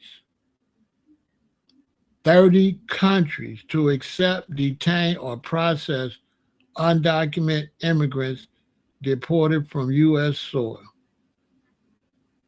According to federal data and a Senate Foreign Relations Committee report, these arrangements involve the U.S. using significant financial payments, foreign aid, or diplomatic leverage to convince third-party nations to take migrants who are not citizens of those countries.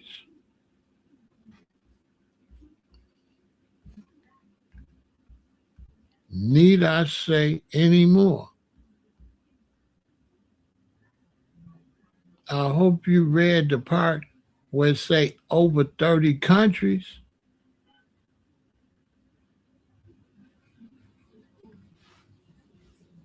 I hope you read that part. Over 30 countries.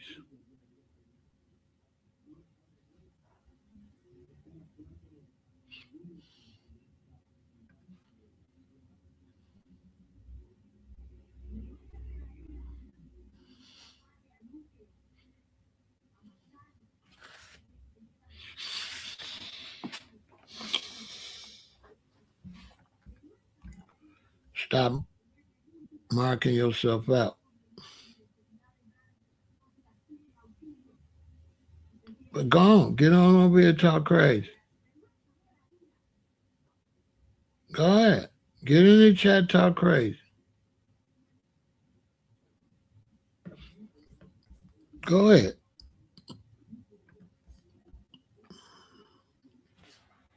Go ahead. Get in the chat and talk crazy.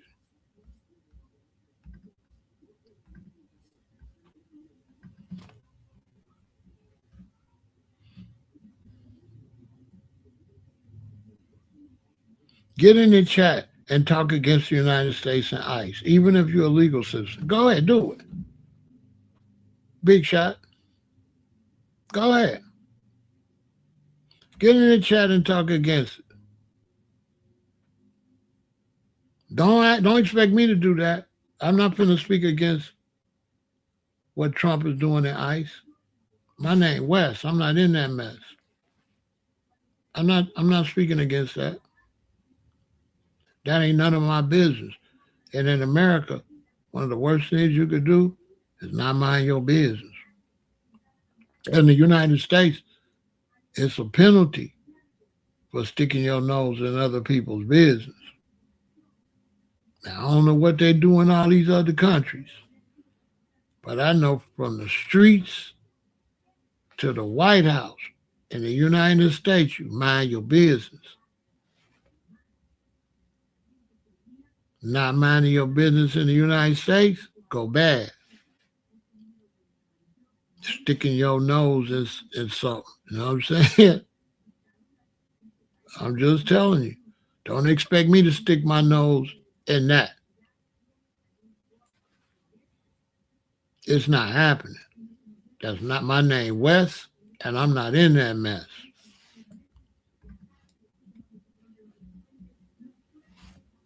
So listen, stop marking yourself out. Okay? Stop identifying who you is, where you from, all that. If you're a foundational Black American, identify yourself. Where you from? Yeah, my parents from Mississippi. I have that documented on social media. Yeah, my mom and daddy, my daddy from Decatur, Alabama. My mama from Birmingham and Uniontown, Alabama. You need to document it if you're a foundational Black American, so won't nobody try to say you not. But if you not, you need to be quiet.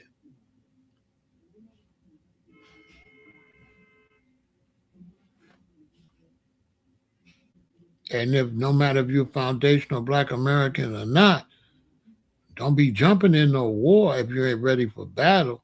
Like, mind your damn business. Because you got to understand the United States, if you take gangsters and mix it with military,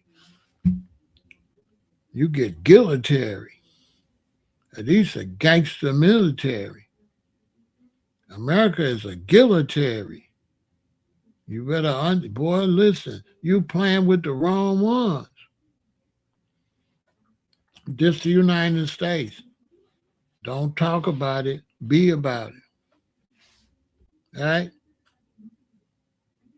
It ain't where you from, it's where you at. Stop identifying yourself and respect where you at. I ain't talking about blending in. I ain't said nothing. I ain't never said no word about blending in.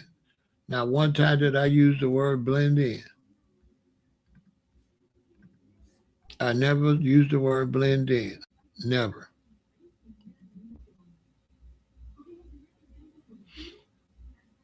I never used the word blend in. I said don't mark yourself.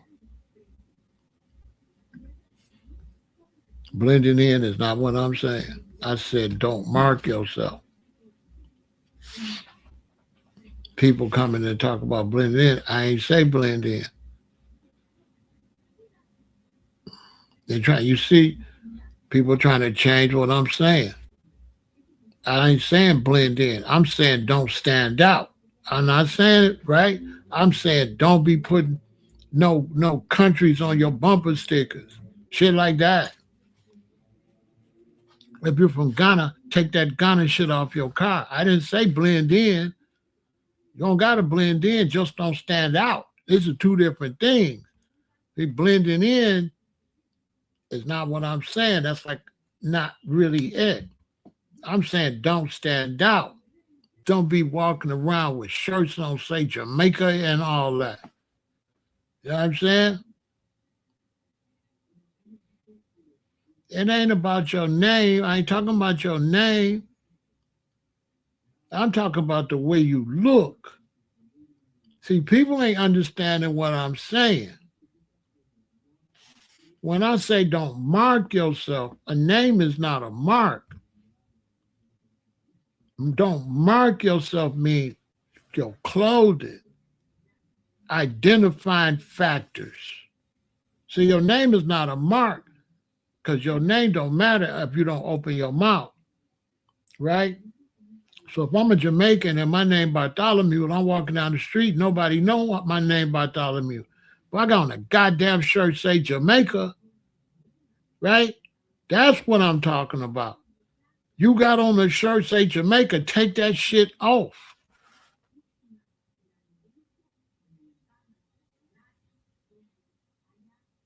That Nigerian thing you got hanging from your windshield in your car, take that off. Nobody should be able to look at you is what I'm saying. Do not let nobody be able to look at you and identify you. All my brothers and shit from Africa, take them damn African clothes off. Take it off. Put you on some regular clothes. Be a regular, just a black dude. Do not be no African. Do not be no Caribbean.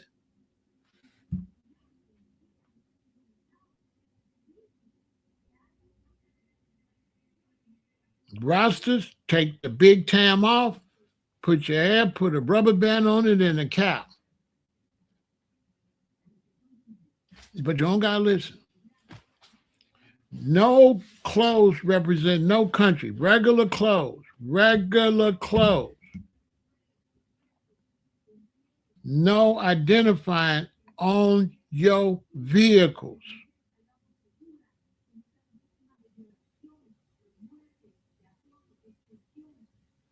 Period. I'm talking to my brothers and sisters from Africa, Caribbean stuff. Nothing identifiable. They should not be able to drive by and tell you from Ghana or Nigeria. No stickers, no nothing. I'm over here trying to help people. Like no identifiers. None. Tell all your relatives. No identifiers. Tell all your relatives. If you got anything, say Ghana, Nigeria, Ethiopia, take that shit off your car.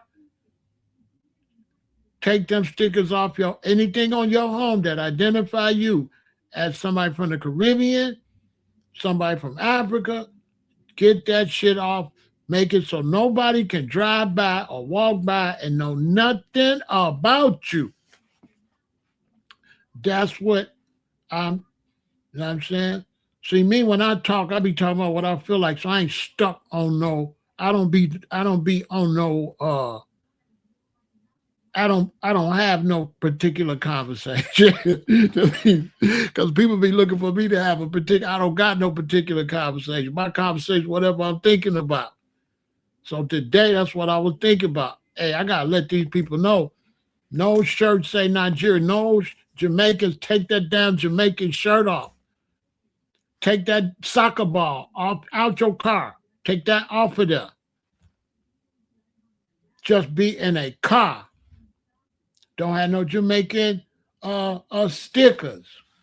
None of that right now.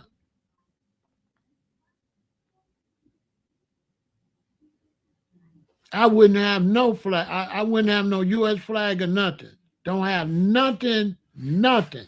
Just as a house would be my advice. Like ghost. You don't go ghost. No identifiers at all. It's just a house. Know what I'm saying? That's would be my advice. No identifiers. Because some ICE would be like, look at this guy. Find out who live here. We got this American flag up here. Oh, his name Bakari. See, he trying to fool us. See what I'm saying? Yeah, they had a big Jamaican Day parade, and a lot of people didn't show up. The smart ones didn't go to that shit. The dummies went. They trying to get thrown out the country. Don't wear no clothes, no nothing. To all my brothers and sisters from Africa, put your African clothes in the closet, get you some regular clothes so you just look like a black dude in America. You don't want to be African. Okay? You don't want to be African. I'm not saying it's dangerous now. I'm saying you don't know where these people going. So why roll the dice? We don't know where this is going. So I'm trying to get y'all to take precautions now. It might get too crazy. I don't want you to be caught up because you got a shirt on say Ghana. Because they might just hop out on you for the shirt. Oh, my soul. You know what I'm saying? We don't know where this is going. I'm giving people advice. I give advice that I would take, basically. So any advice I give is advice that I would be thinking for myself. Now, let me ask y'all something. If I was a Jamaican, a Nigerian, a Ghanaian, or Ethiopian, right now, would I wear any of that? My family would be told, don't wear none of that. My family would be told, look like a black American as close as you can. No identifying factors. That's why I would tell my family, if I was an immigrant, especially, we cannot be looking like no immigrants because you functioning as if some people gonna play fair. So he'd be like, but that's not right. I got the right. You don't got no rights if the other side is tripping. That's irrelevant. That's like when you in the hood. No, they ain't supposed to do nothing to you, but they gonna. What do ain't supposed to got to do with gonna? So I'm just doing my job. See, I'm not stuck on no conversation. So I said, let me go out here and tell these people, do not mark yourself out. Don't mark yourself out. It's time to go ghost. And if you could lose as much of your accent as possible when you're in public, do it. That would be my advice. Until you see how fanatical, if this get too fanatical, it's time to speak your English very well. That's what I would do. Boy, if me was a Jamaican boy, I would be talking like this right now on everything. I would not have no accent right now, boy, if I could not. If I couldn't help it, man, then I can't help it. But boy, if I could lose my accent right now, it's gone. I don't want nobody paying me no attention. That's what I'm trying to tell you. I don't want no immigrant attention right now. If I'm telling you, me, speaking for myself.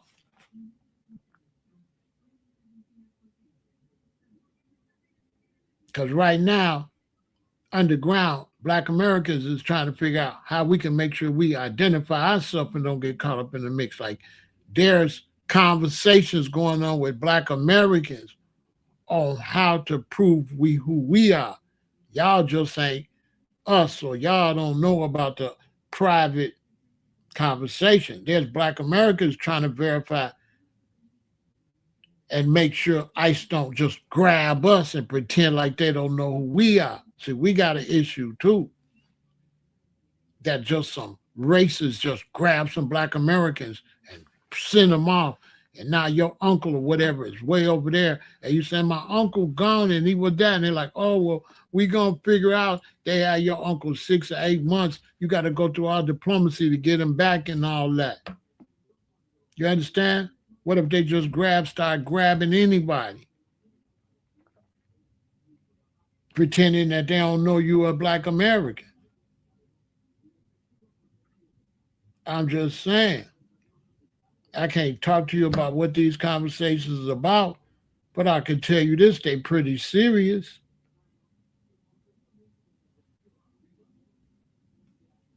I could tell you this is pretty serious. We don't need no real ID. Now we need something else. Yeah, we need something else. You playing with us. You know what I'm saying? I don't know. But I know foundational Black Americans and my people, what we on. Hey, you play if you want to. That's what we on. You know, you got to bring yours to get ours. So we not going anywhere. We not going. But that's a whole nother conversation. I'm trying to help the brothers and sisters of Black immigrants, so we ain't, you know what I'm saying? I don't even want to talk about from our end what we are. You know what I'm saying?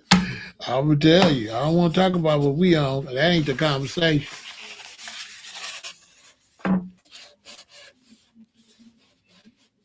But they can FA and FO. You know what I'm saying?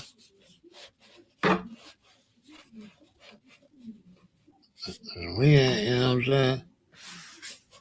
We deep around this one. We ain't no 2 million. Them Africans in them is 2 million.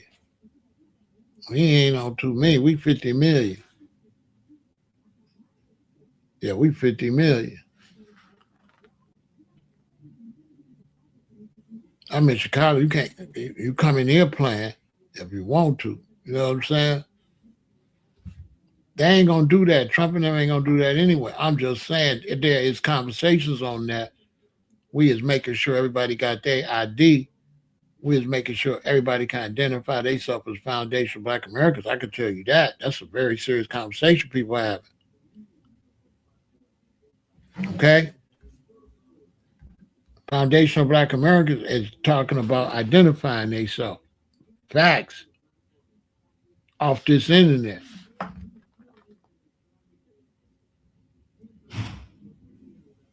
We got all our people, all our children stuff. Make sure you have your ID on you. Have your ID on you.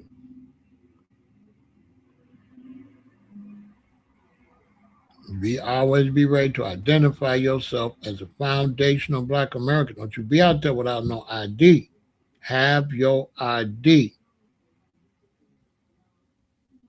And we also tell them don't go out there by themselves and let somebody know where you went. That's what's going on quietly in these homes with foundational Black Americans, we taking it very serious.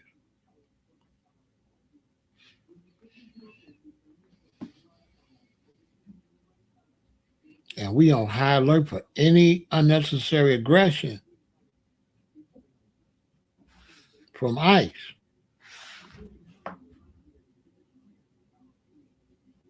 But this is not about foundational Black Americans. I wanted to go talk to the rest of the Black people, my other Black people from other places. I'm saying that might not really understand. You know, you out there, you like to play soccer, you always got your Jamaican shit on. Like, until you see where this is going, just don't go that way. I ain't saying no fearmonger like something gonna happen. I'm saying you don't know is what I'm saying. I'm not saying nothing gonna happen. I'm saying right now, you don't know. That's what I'm saying right now. You don't know. Because a lot of times they racists will be in the group and try to mistreat us in the mix, right? You have racists in the group say we're gonna try to make as many Black Americans uncomfortable too, since we out here got to, since we free to do whatever. A lot of times racists, when you get under freedom to do whatever, they'll abuse their power. See what I'm saying? But you don't want to be identifying yourself right now. That's my whole point to Black immigrants. Take all the identifiers off. Don't be making nobody's job easy. Make your job harder. It's not about being scared.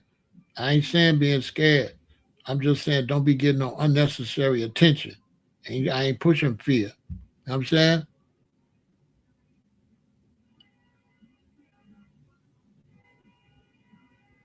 Right?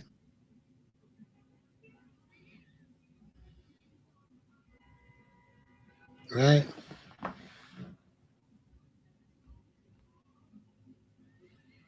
That's what I'm saying. You know what I'm saying? I'm not really here. I'm not really here. I don't want to just debate just anybody like that. Go ask somebody else. Ask your relatives or something. They'll talk to you. I don't want to talk to you. You know what I'm saying?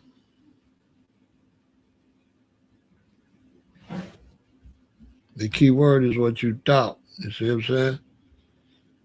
You thought. That's the key word. You thought.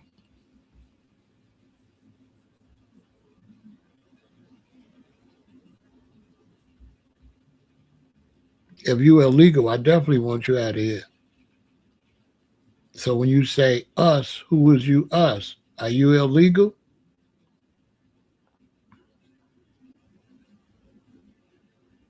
Because if you're illegal, yeah, I want to get you and get you the hell out of here. But I could tell you this. If I tell you don't mark yourself and you come over here and mark yourself, you ain't the brightest bulb in the lamp. I could tell you that. You ain't that smart. You know what I'm saying? He came over here. I thought he wanted us to go. I'm one. Hey, ICE, I'm an immigrant. Bruh, come back tomorrow. Whole IP address and everything. The whole video about not identifying yourself. He came right over here and identified himself. The whole video say, don't mark yourself out. He came and marked himself out. I thought you wanted me gone. I'm illegal. You cannot make, hey, I said, don't identify yourself. He came over here. I thought you wanted me gone. It's like, hell no. It's like, hell no.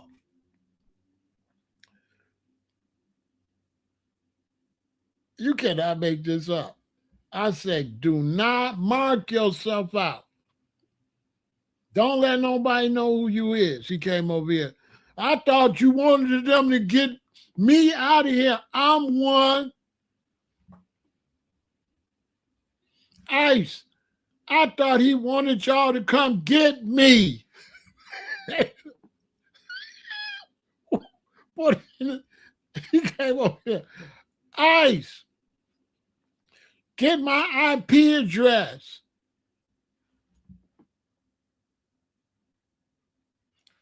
Ice. Get my IP address. I thought he wanted y'all to come get us. Me. I thought he wanted them to come get me.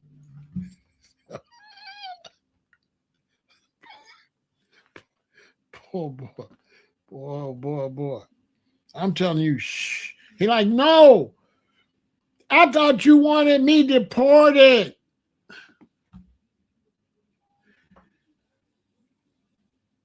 Now that I think about it, absolutely come get him. We want all the dumb ones out of here. Definitely get the dumb ones. Okay. Definitely get him. Go get him. You know what I'm saying? Get him quick. He ain't, we can do without him. We can do without that one. You know what I'm saying? For sure.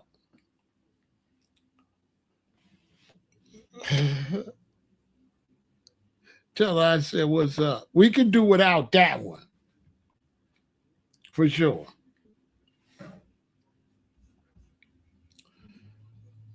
Unbelievable. See, that's why I told you I have my conversations, because people want to tap one conversation with the other conversation. Did I tell you? We don't live in a world where they got the mentality to take every conversation based on that conversation. They want to make my conversations a belief system, which many times they're not intelligent enough to weave that. Because there's nothing I'm saying now that's the opposite of what I've been saying. This is not the opposite of that. This ain't the opposite of nothing I said. Not really. This conversation is not even really necessary for illegals as much as it is for the ones that's legal, to avoid them from getting unnecessarily caught up. It's basically what this conversation is about. But if an illegal can benefit from it, so be it. But this was basically for people that's not illegal, so that they won't be getting unnecessary eyeballs and getting caught up in the web they ain't supposed to be in. Basically, unnecessary eyeballs, unnecessary questioning. You know what I'm saying? Don't nobody want to go down to the station and then have to be let loose just because you got on the shirt say Ghana. That's what I'm talking about. Take all that stuff.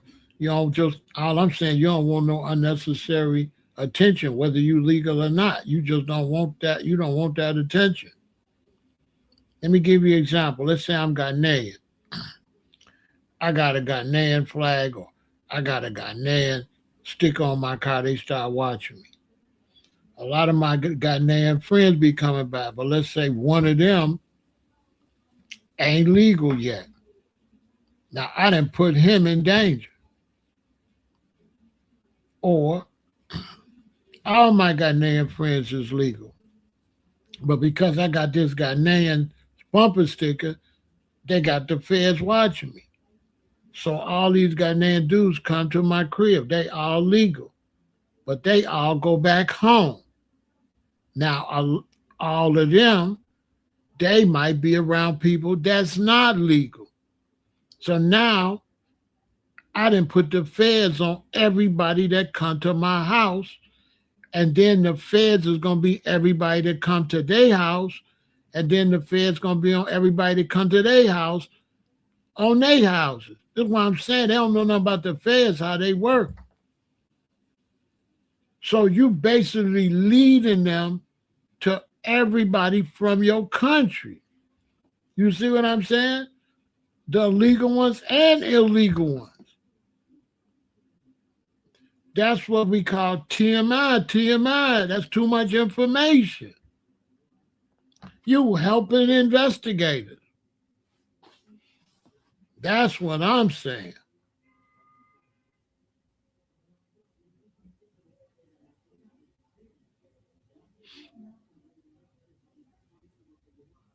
As far as you getting deported, I said that's y'all fault. That's what he talking about.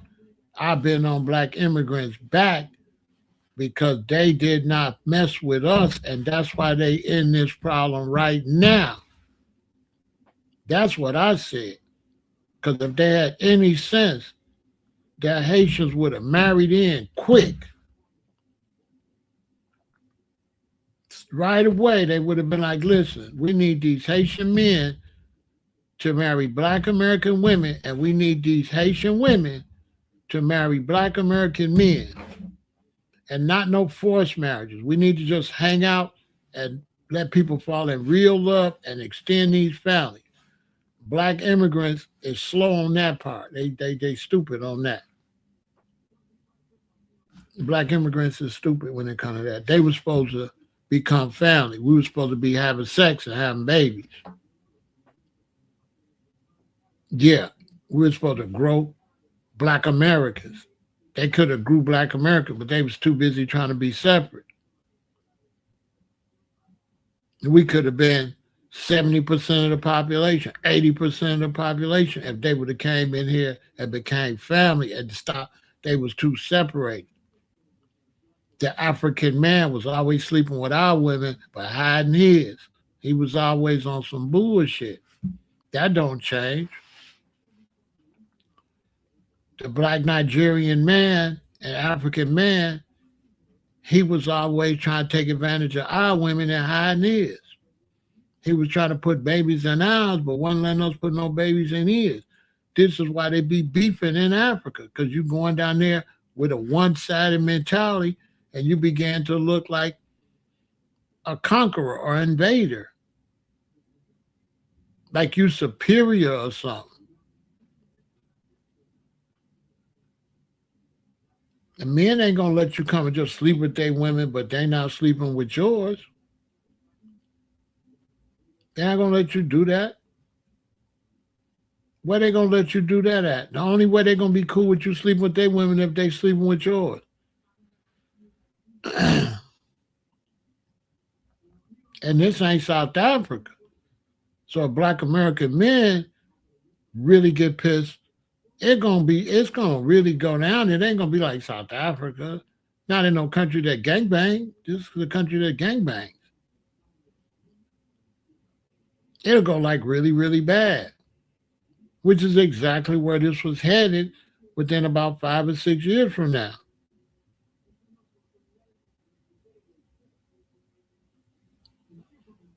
I mean, let him say what he gonna say. You know what I'm saying?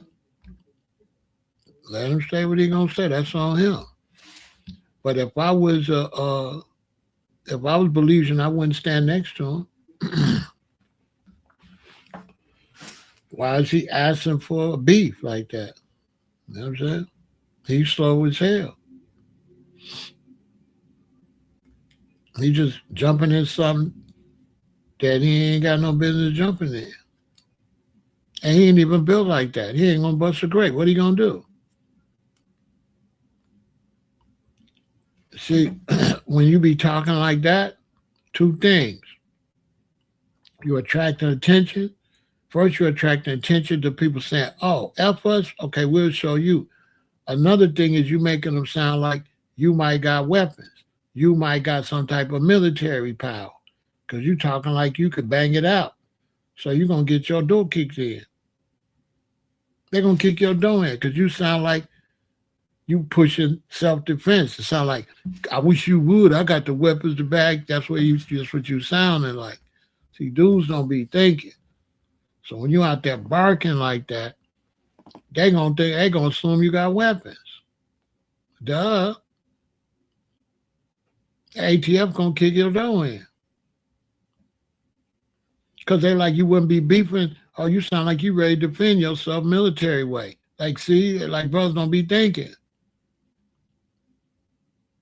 It's brothers want me to come over and talk like that and make myself look like I got weapons and I'm on some military militia.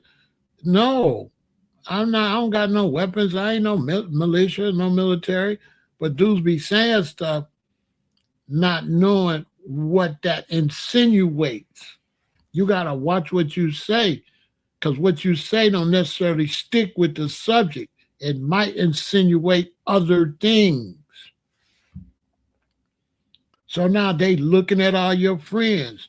They looking at who you hanging around.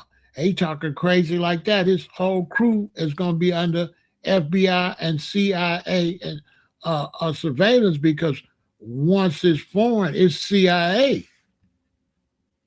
CIA is international. That's the CIA. Foreign is CIA. Foreign is not FBI. So once you're a foreigner talking crazy, the CIA is on you. See, they're in a country not understanding what's really going on. You playing with the CIA, bro. The CIA watching me, they say, we like Pharaoh. Tell him he's playing with the wrong ones. Shout out to the CIA out there. I'm letting them know, ain't I? You playing with the CIA. Pharaoh don't play with the FBI, the CIA. Pharaoh don't play with the county sheriffs. Pharaoh don't play with the state police, the DEA.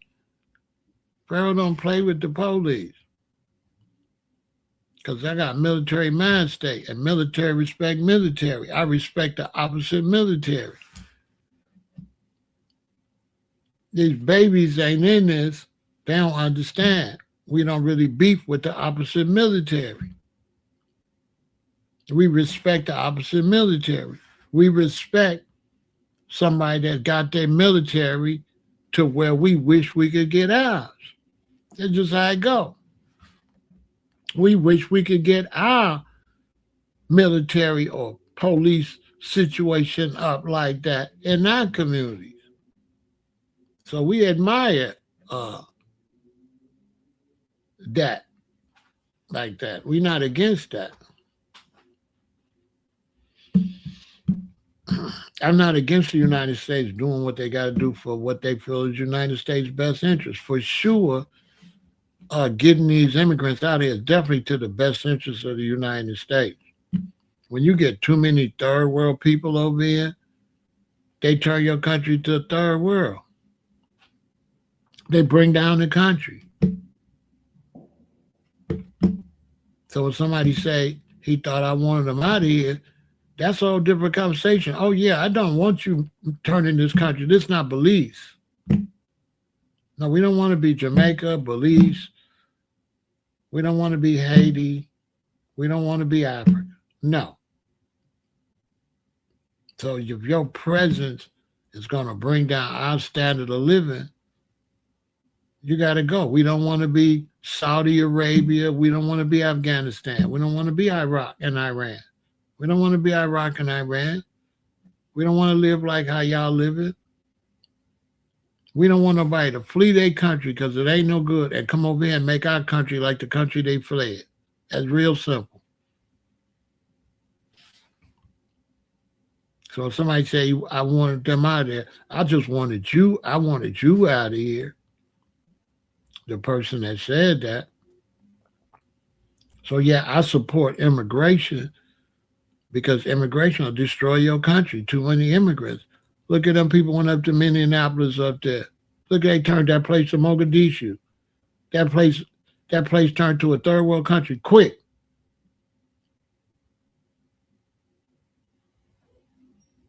And if they don't do nothing about that man in New York and watch that situation, he gonna turn that into Pakistan. I ain't saying it racially or nothing. I'm just saying the standard of living. If you don't keep the American standard of living, then your standard becomes some other standard. That's why LA look like it look now. They let too many people from South America come and Central America, and they turned it into South and Central America. That's why immigration got to let you through a few at a time so that you will acclimate into this society. If too many come, you change this society into your society. This is all this is about. This is not about hate. This is about making sure you maintain your standard of living and don't let too many people in that changes your standard of living and takes your tax dollars to change your standard of living. Why should I pay for you to change my standard of living? Because you come and getting tax money. But then you're not keeping the country the way it was for there to be tax money for you to get the tax money.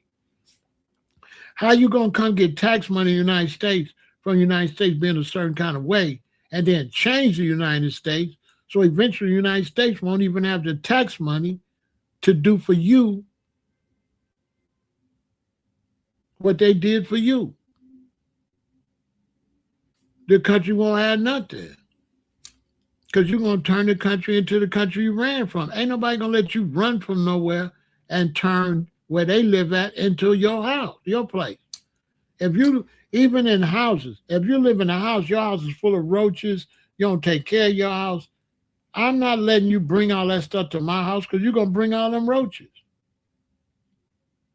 You're going to bring roaches to my house. When I was growing up, my mother and father had a friend. And one day we was over there, my mother seen a roach run up the wall while they was sitting at the table eating. And she ended the hangout quick. I said, come on, y'all, let's go. She did it real nice, though. When she got in the car, she said, Randolph, you see that roach? He said, I seen it. He said, we ended up bringing one of them crawling out my purse. And next thing you know, we got him at home. So my mother was like, no, if we go over there and visit, Roach is going to hitchhike with us back to our house. So it wasn't like she was just being mean. She was trying to protect her standard of living. And if you go over here with this lady who house full of roaches, next thing you know, you got to call exterminators and stuff, your house full of roaches. So we never went to, I never seen them again. They cut them off. Totally. We never seen them again. They had a son. I forgot his name. He used to hang out with the son. They cut him off. Totally. Why? Because they can't come to our house either. Because roaches going to hitchhike with them. That's not disrespect. That's looking out for yourself. Keeping your quality of life. But a lot of times in America, when people want to keep their quality of life, they want to call it racism because they don't want to deal with your quality of life. That's not racism. That's protecting your quality of life. It just is what it is. And if you go travel, you'll see. A lot of these people, their quality of life ain't no good. They almost destroyed Hawaii. They let too many hippies out there. Hawaii almost came islands full of junkies. Some people say it's like that now, kind of. Some people say Hawaii messed up because they let too many hippies come out there that just wanted to use substances all the time and destroyed all the islands. That's what people telling me. I ain't been back, but you could see it when I was there. Too many junkies. Instead of it being a nice vacation spot, these are facts. Instead of it being about the Pakalolo, it ended up being pills and all that. Destroyed the whole ganja atmosphere. Turned it into needles and pills. That's a fact. That happened in Hawaii. Trashed the place. The hippies, the hippie types, trashed it. Took a lot of the prestige out of it. Hawaii. Ask somebody. Ask somebody about the big island in Maui and Kauai. They'll tell you. It ain't nice like it was in the 70s and the 80s. And LA, look at LA. Look at MacArthur Park. MacArthur Park started going down when I was out there. Like, you can't go to MacArthur Park. It was like criminals in there. Now, man, MacArthur Park is horrible. They got to go clean all that up for the Olympics. Well, they got their hands full for the Olympics. I don't know how they're going to get all of them third world people out of there. And when I say third world people, I'm talking about Americans. There are Americans in this country that have turned to third world people. You go on Hollywood Boulevard, there's white and black Americans sleeping on the stars.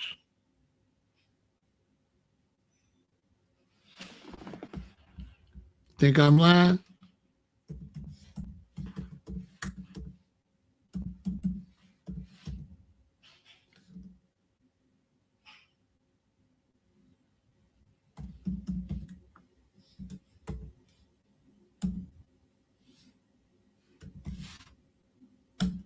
You think I'm lying?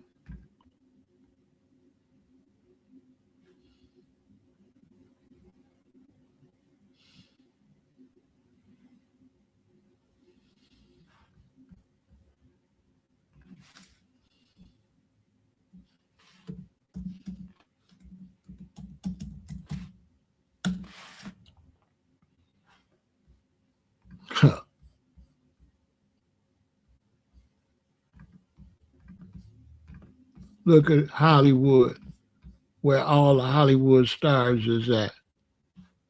Look. Tell me I'm lying. Look at Hollywood.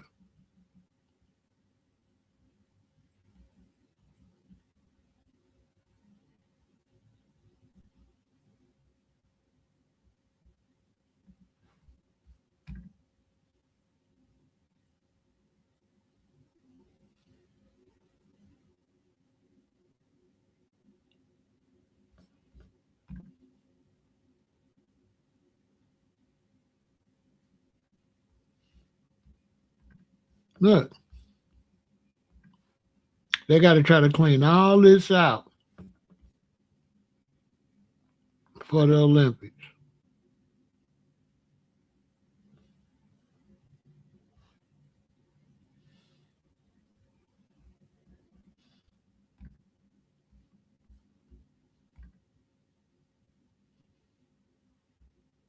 I'm telling you.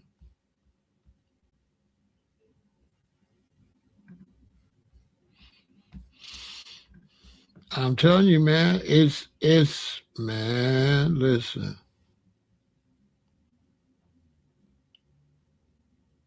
This is all the work they got cut out for them before the Olympics.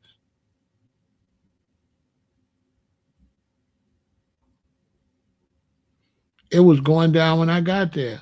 When I got there in the 80s, it was going down. It was going down. The only place was left at any type of prestige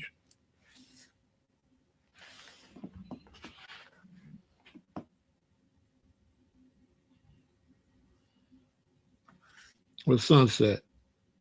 Sunset was the only place that had any prestige left. All the clubs was on Sunset, concerts and stuff. But Hollywood was going down back then because I was in a business college on Hollywood.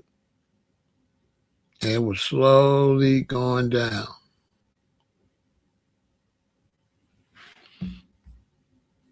On Maine and Manchester and LA looks like Mexico. See, I know. I bet it do.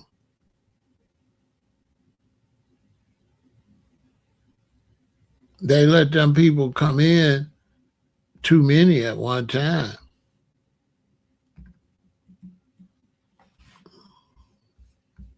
They got their hands cut out for them. You know what I'm saying? The Olympics, man, I don't know how they're gonna do it. I don't see how they shouldn't have had the Olympics in L.A. They shouldn't have had it there. How you gonna have the Olympics in L.A.?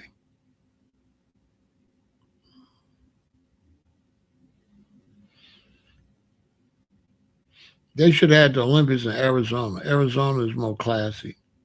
They could have had it around Scottsdale, between Scottsdale and Phoenix or something like that. L.A. Come on. Miami is next if they don't do something.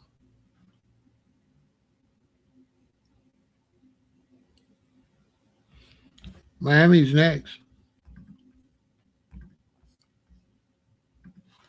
if they don't do something.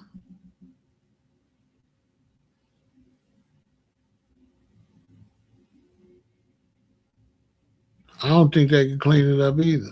I don't think they're gonna be able to do it. If they have the Olympics out there, it's gonna be real embarrassing. Man, it's gonna be so embarrassing.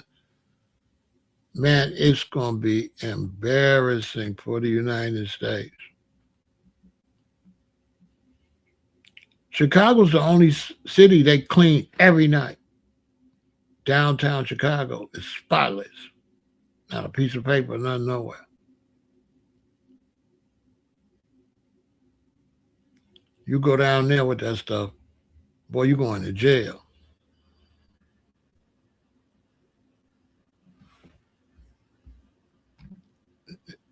They almost took over South Philly. hmm with that illegal immigration, let too many people in your country turn your country into their country, and then they try to act like it's racism, right? Like you hating on them because they foreigners, when really you just hating on the lifestyle, not the people. No, the lifestyle ain't there. You know what I'm saying?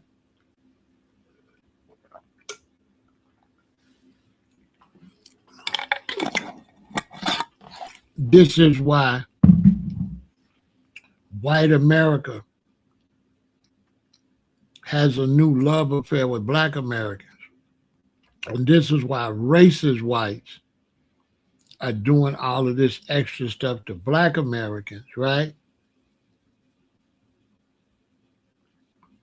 Right? This is why racist whites is doing all this stuff to black Americans because they see the business whites is ready to raise black Americans up and get rid of the immigrants like that. And the racist whites, they don't like the fact we moving up. But America know the racist whites are destroy the country. They ain't about no business. They just racist. The racist whites don't know how to get no money.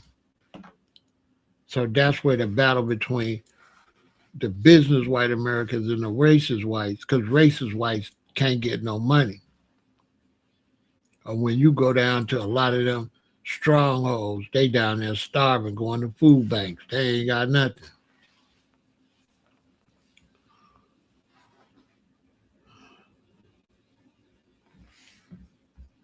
They was trying to go, they was trying to go to like certain viaducts for people sleeping and stuff like that. They was tried, but you going to jail in Chicago. You going to jail. You going to jail here. They trying, they've been trying to, but you going to jail. You going to jail in Chicago.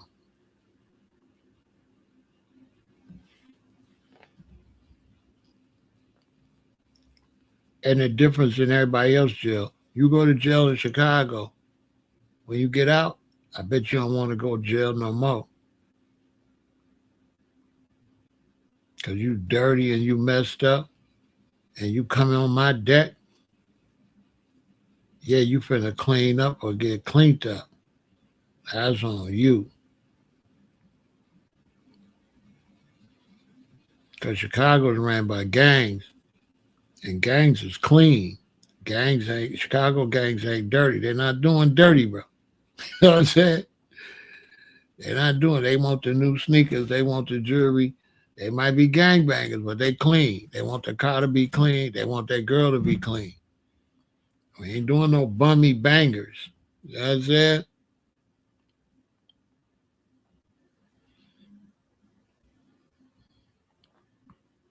Yeah, that's the substance abuse. That's the substance abuse.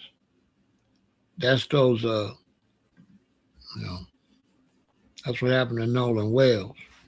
That's what's going on up in that area. They don't want to talk about. They got a substance abuse problem up there. They just hide. They hiding it so far, but eventually it's gonna spoil over. Substance abuse is spreading, and that's a whole nother video. It's almost like uncontrollable.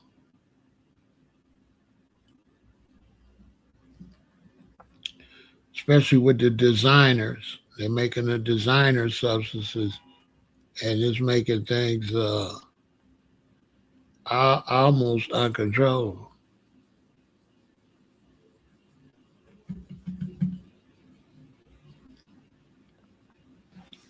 Real talk. But look, at the end of the day, back to the original point. Don't y'all mark yourself out. If you're a foundational Black American, cool. If you're a white American, cool. If you some type of foreigner, African, or something like that, ain't nothing wrong with being that, but you need to hide that right now.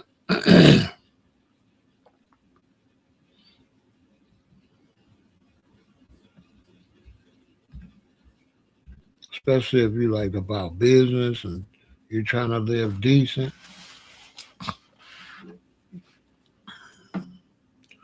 Because they blaming immigration for all these problems. They feel like if they throw the immigrants out, then it'd be less to do. So now they'd be able to get at the Black and white Americans and clean them up. They feel like they can't concentrate on the Black and white Americans that's homeless and all that, because you got all these immigrants, you got too many other people eating. They taking money out the pot. They taking money out the country. Especially the Africans. The Africans mailing too much money on. Like, we can't afford for you to keep mailing money out the country that ain't coming back. They're going to make a law on that. You ain't going to be able to keep sending millions and millions of US dollars to no damn Africa. How long you think they're going to let you do that? With no economical way to get the money back. Money got to go like this. Money can't just go out to your sending money out the country like that. They're going to be like, listen, send you out the country. Go over there with your people there. Since you want to keep sending all this money out the country. Where are we supposed to get this money back from? This is why don't nobody want Nigerians in no country, because Nigerians be sending money out the country.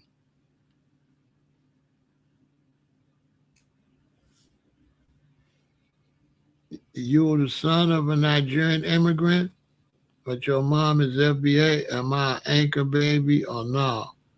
I mean, are you an anchor baby? I mean, just because people have sex and have a baby, is your daddy still with your mommy? Was your daddy there the whole time, or did you grow up without your daddy? Was your daddy there during the pregnancy and helped raise you, or she just got pregnant and your daddy was back in Nigeria or gone?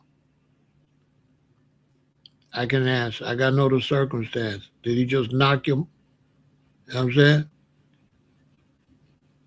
Was he a daddy? Did he raise you, or did your mama have to raise you?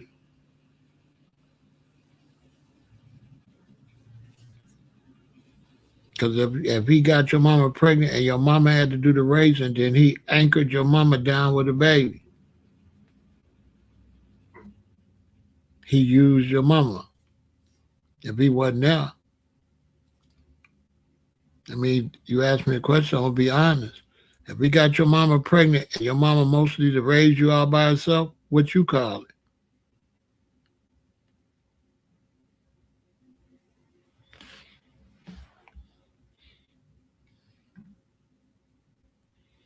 Or what you call her?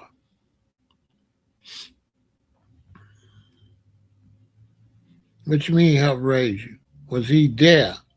Is he still in your life? Was he there? Like, no, he just used your mama. How you gonna get her pregnant? He married.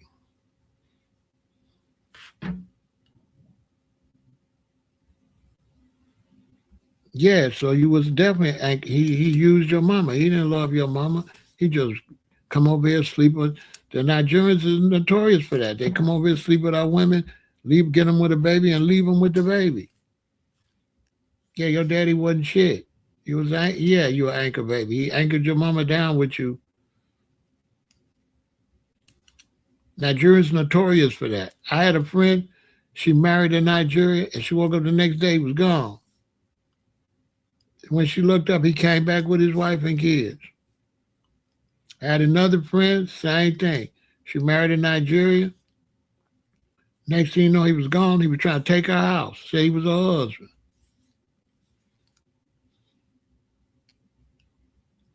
Nigerians is notorious for marrying our women and using them. They have a reputation as the biggest scammers in the world. Yeah, Nigerians is known for being scammers, and you can't trust them. Snakes. They don't nowhere in Africa do they like Nigerians. Nowhere in Europe. Nigerians is the most despised black people on the planet. I'm not saying no nothing. I'm saying what people is saying. I'm not saying me. I'm not saying I think that. I'm saying this is the perception all over the world about Nigerians. They have the worst reputation of all black men.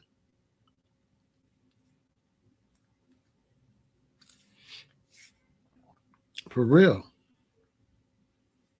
What's crazy, what's messed up is they got the most education in Nigeria. They got the most doctors and stuff like that. But now that we got this scam where people is selling degrees, all them Nigerians probably ain't what they've been lying saying. Now that this scam just broke, that people is selling degrees, medical degrees, all kind of Greek degrees. Now, for sure, Nigerians ain't nowhere as successful as they've been saying. Because if they've been selling that degrees, you can bet Nigerians been the main ones buying them, and probably the main ones help selling them.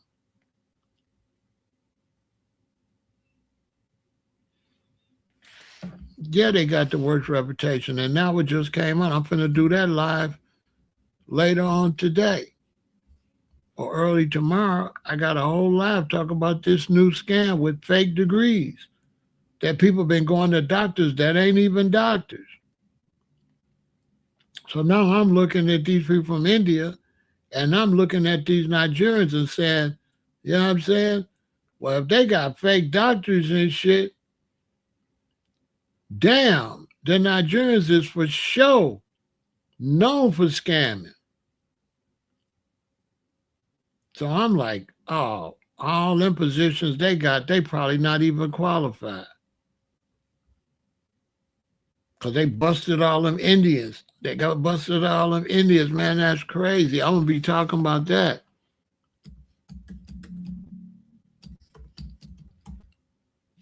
Fake degrees from India, man. Y'all heard about that? Man, listen. It's just broke, man. Look, fake degrees from India represents a massive multi-million-dollar illicit market that has triggered international law enforcement actions and geopolitical policy changes. Indian authorities have recently dismantled several high sophisticated academic fraud networks, seizing nearly 100,000 counterfeit credentials across the country. This underground industry relies on advanced fabrication techniques to bypass traditional employer background checks using a distributing using or distributing these fake document carriers severe criminal globally. It carries severe criminal penalties globally. H-1B fraud, man. H-1B fraud. Oh my soul, y'all. This just broke in like February. USCIS doesn't check whether applicants went to Indian school notorious for selling diplomas. Oh my soul, y'all. This just broke.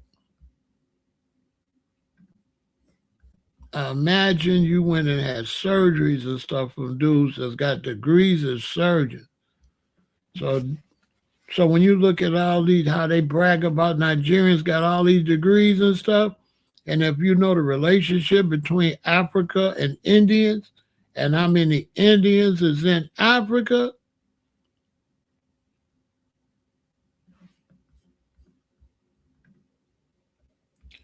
this, by the end of this year, is going to be one of the biggest scandals in world history. You know how many lawsuits this is going to be? If you did a surgery and the person passed away and they find out the surgeon had bought that degree from India and wasn't really a surgeon, bruh. Do you know the ramifications of this story, man? And do you know how many people probably lost their life going to doctors that ain't doctors, that just gave you the wrong medicine, the wrong advice, the wrong surgery? Oh, man.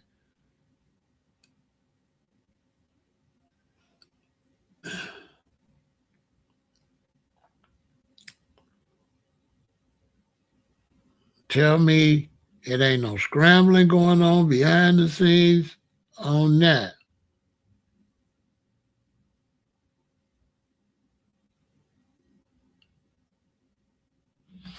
See, he said the job posting. Look at this.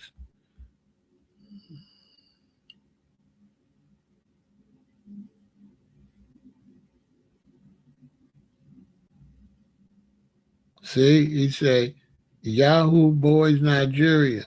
They have a dedicated spot over there where they train young boys how to scam and run it like a business.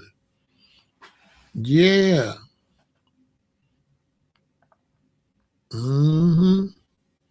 I had some get in my live stream on Instagram.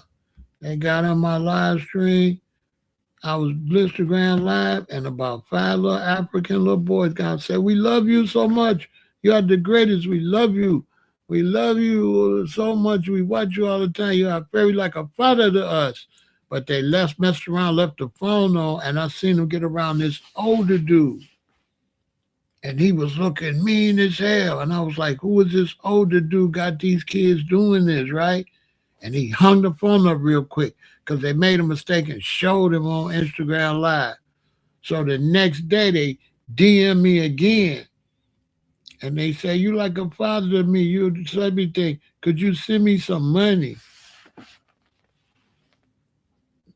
He wanted me to send him like $300. But I knew it was for the dude. So he kept saying, could you send me some money? And I didn't say nothing. He said, I love you so much, you great. I didn't say nothing. Then the little boy said, I hate you. When I didn't bite and send the money, he said, I hate you. I hate you. He started saying how much he hate me. Hey, I had a Nigerian try to scam me, right? He hit me up. He he got to wait for me to get this money. And all I got to do, if I send him $800, he going to move to the left, move to the right, and I'm going to get back, like $5,000 or something, right? This was on Facebook. He hit me on Facebook. This was years ago. So he said, if you send me the $800, I'm going to do this, I'm going to do that, and then I'm going to send you $500. I told him, bet, let's do that. That's what I told him. He said, are you serious? I said, heck yeah, I'm serious. Let's do that. Well, I'll send the 800. So he sent me the place to send the 800. So when he sent me the place to send me the 800, I hit him. I said, but I got one problem. I said, I got somebody owe me $1,000. But to get the $1,000, I need $500. So if you send me $500, I could go and get the $1,000. And then I could send you the $800 and the $500. And he got quiet. He got quiet. I said, for real. I got the money. But I need $500 because I got to get if I get his dude this $500, then he going to give me $1,000. I'm going to put that with the money I got, and I'm going to send you the money. And it was quiet. And I said, what's up, man? You going to send the money? I did it the same way you did me. You going to send me the money, man? Herb, send me the money, man, so I could send you the $500. Send me the money.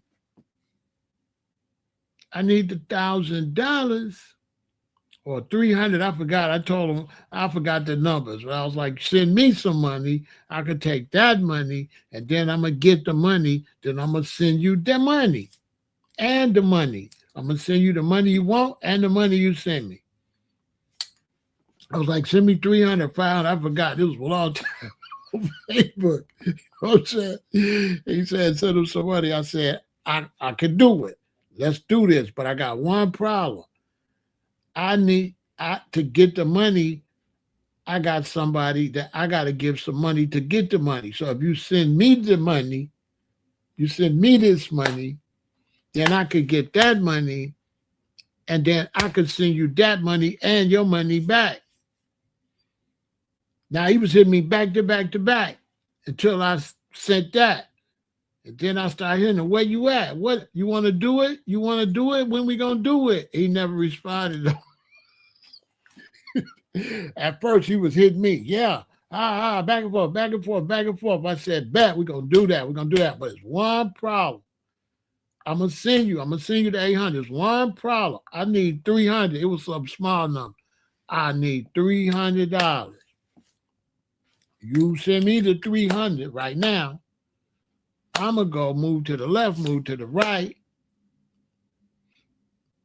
Then I'm going to get $1,200. I'm going to send you 8 of that. But I need 300 to get to 12. And then I'm going to send you 8, but I need the 3. And then it was quiet. And I said, where the 3? I kept hitting them. Where the 3? Where the 3? Come on, man. We could do this. You know what I'm saying? We can do this, man. I got that money for you right now. If you just send the 3, I could send you the 8 right now. We could do this right now. I just need the 3. He disappeared. Yeah, he stopped responding. Stop playing with me. Boy, he didn't respond no more when I said that. But I set him up. Yeah, I told him send the 3 ASAP, and I'm going to get you the 8, bro, and the 3 back. I'm going to send you 1,100 right now. You know what I'm saying? He was mad as hell Because I set him up a long time. I said, man, I'm with that. That sound like it's that. That sound like it. I with that. I could send you that 8. Yes, that's a good deal. 8, and I get this. He was like, yes, you were going to get it, my brother. You're going to get it right. I said, man, you the greatest, man. I really love and respect you for doing this. And he said, okay, my brother, you're going to send me the money? I said, I'm going to send you the money right now. And I made him wait his back. So when, here's the thing, send it right here. And now I wait to build him all the way up. I said, but I got one problem. What is that, my brother? I need $300.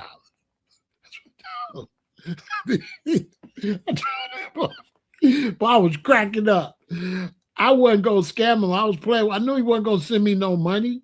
I was like, boy, he was hyped up. He know that 800 coming. I had him send me the link and everything. Once he sent me the link, he said, when you going to send it? Are you send it? You sent it yet? You sent it yet? I said, man, I'm going to send it right now, but I got one problem. He said, what is that, my brother? I need $300. And you send me the 3, and I'm going to move to the left and move to the right, right? Then I'm going to get this 1,500. Then I'm going to send you the 12, and then you're going to make the money and send me what you told me you're going to send me. And then I didn't get no more response. I did him just like he did me. You're going to send the 3? You going to send the 3? You going to send the 3? It went. He went blank. Boy, stop playing with me. Send me the 3, and I'm going to send you the 11, and then you can send me the 5,000. But I just need the 3 to get this ball rolling so I could get you the 11, bruh. I can get you the 11 right now. I just need the 3. So I could get you the 11 so you could get me the 5,000. I need that 5,000. That's what I was telling him. Bro, I really need that 5,000, so send me the 3. Send me the 300. You slowing stuff down.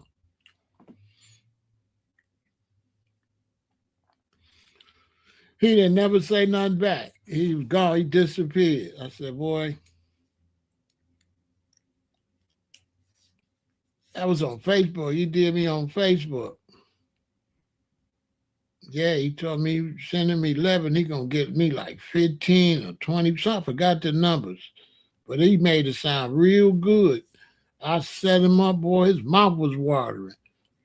I gave him the email and everything, boy. He thinking I got me one. I waited till he was right like that. I'm finna push send. I said, I'm finna push send right now. And I said, but I got one problem. He was hyped up. What is that, my brother? I can help you. What is that? Man, before I could send you the 1,100, I need 300.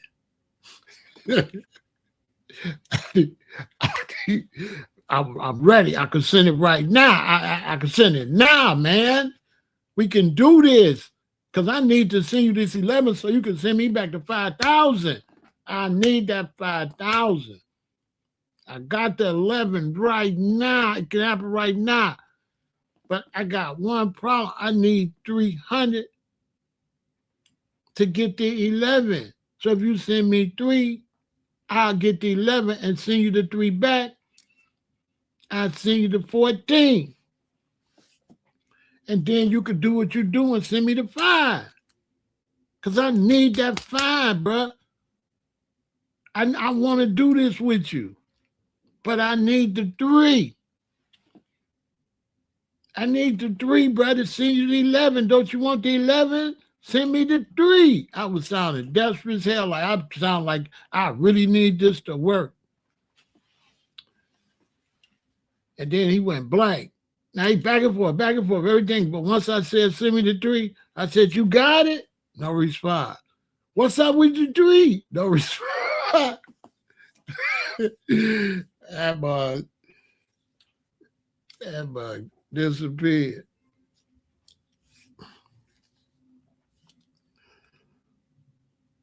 My queen at the time, she was crying. She was really crying. Her whole face was wet. She was crying. She said, "You a fool. I cannot believe you need to." She said, "You need to be ashamed of yourself." She said, my queen said, "You need to be ashamed of yourself." That don't make no sense. She said, "That don't make no sense. How you gonna con the con man?" She said, "He ain't never respond once you ask for that 300. That 300, his ass did never say nothing else." So yeah, they scamming. We're gonna talk about that though. Yeah, fake degrees.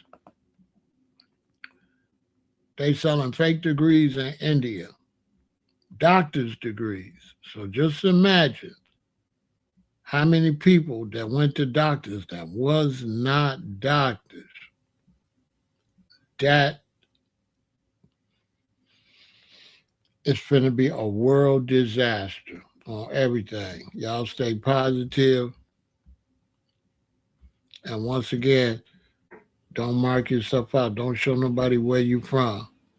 Okay? Don't show nobody where you from. Take all them Ghanaian stickers, all them Nigerian stickers. Stop wearing them Jamaican, all that stuff. Stop until you see where this is gonna go. Because it's gonna go ugly. It's gonna be a lot of weeping and wailing and gnashing of teeth any day. Because they finna throw so many people out this country. If they run to Canada, yeah, I'm going live. I'm going live again tonight. It's only 5 o'clock. I'm going live tonight on everything. That's what's going on though. Keep your eyes open. Because it's definitely going on. It's a bunch of bad stuff gonna happen. And much respect to the ladies. Ladies, send your picture. If you got a beautiful picture, send me your beautiful picture.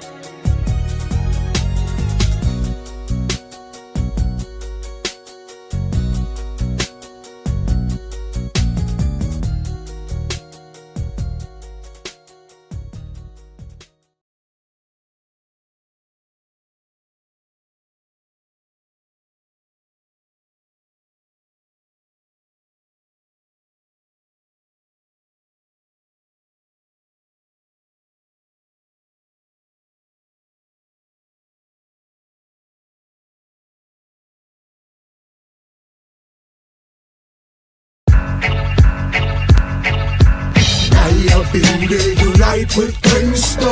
In my city it's Naya Benga.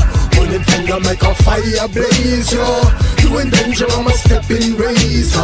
Naya been there unite with gangsta. In my city it's Naya Benga. When them finger make a fire blaze, yo. You in danger, I'm a stepping razor.